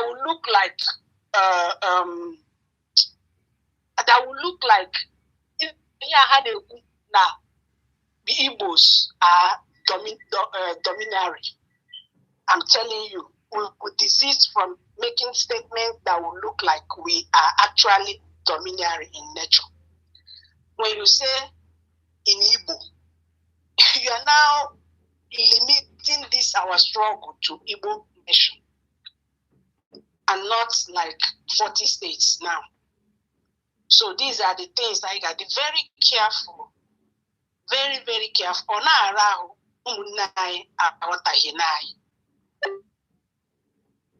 Mazi.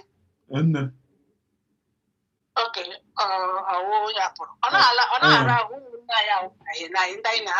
This our freedom. Lasuba na Biazina, Lasuba Yabiana nne. So Gabian be accused the teen Nazi, can the mother knows you? We don't care if it's coming from her, we know, yes, all from her. We don't care about her own statement because she can never say it the way it is, you know. So we don't care if it's coming from her. But if it's coming from people who know that we as people we know that we are in the same USB that we will see it as a mistake. But for Lasuba, it can never be a mistake. It's actually intentional. Always. Lasuba is that person that I know that always limits this our struggle to Igbo nation. Yeah, but for the self, she will use the word. You are more Igbo. Now Anambra is more Igbo than that kind of nonsense. These are the things we should not allow to play out again. Mazi Namdekalo and Mazi Simon Eber have done very good job in trying to remove that from our mouth and from our mind. Imagine Mazi Simon Eber, when you ask Mazi when they end the interview, I think of BBC. Joya Ubudea. Us again, I will be a Biafra. And then insist in we know you are a Biafra. We are in Biafra. Yes, that Yawa a Biafra. Before you talk about that place, now you have to talk about Biafra. Now, when I got to that side, Hannah, you have to talk about state and all the rest. He want to make it. He want them to understand that Biafra first. In short, Biafra first. So, Owen and Bobe, that program preach here that we should stop making it to look like all Igbos wounding us out of this freedom. We know that Igbos are in the forefront, yes, but if we keep doing it like that, that thing they have been insinuating, now Igbos are monopoly in nature. Igbos are domineering in nature. In all those things, it will start looking like, yes, they are actually right. That's why we don't. Because this thing, man, my brother all towards that. He said that in Igbo land, you don't cross leg to talk to elderly people. We are not doing Igbo thing here. We are doing Biafra. And there are so many people that will disagree with that your culture. So how about them? You start arguing with them.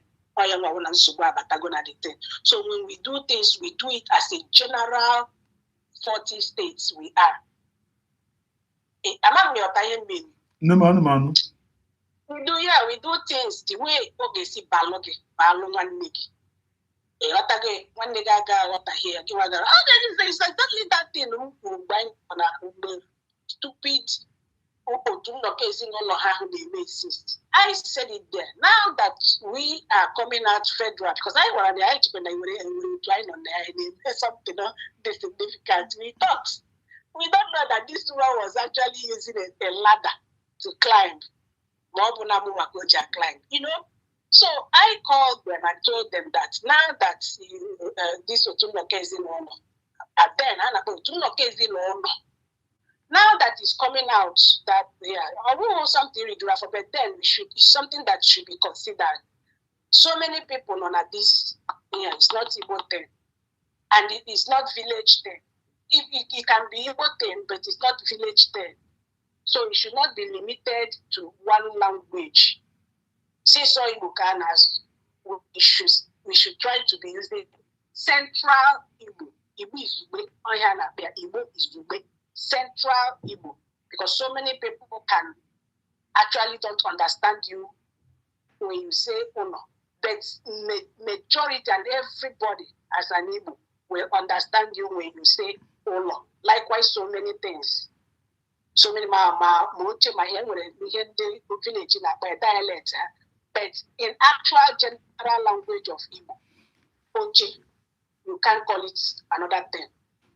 So that it became a problem there. But I actually left them like that because I wouldn't be a part of such mistake. You know? So I actually left it. So it's actually the same thing as this particular thing I know.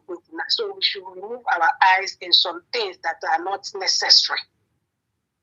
This is one of them actually. Thank you, ma.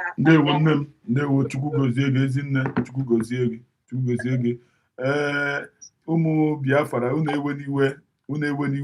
unu ewe n'iwe enwere ndị kọmentị m nọ n'afọ unu ewe n'iwe asị onye kwuru uche obi ya akwe na anọ but I believe ma ọ mụ ọ na-awa ọchị and ọ nụrụ ihe izi iwe kwuru anụ m ya kwuru so Chukwu gozie n'ụbọchị taa mara unu mma ka emesịa nụ I love you all emesịa nụ bye bye nụ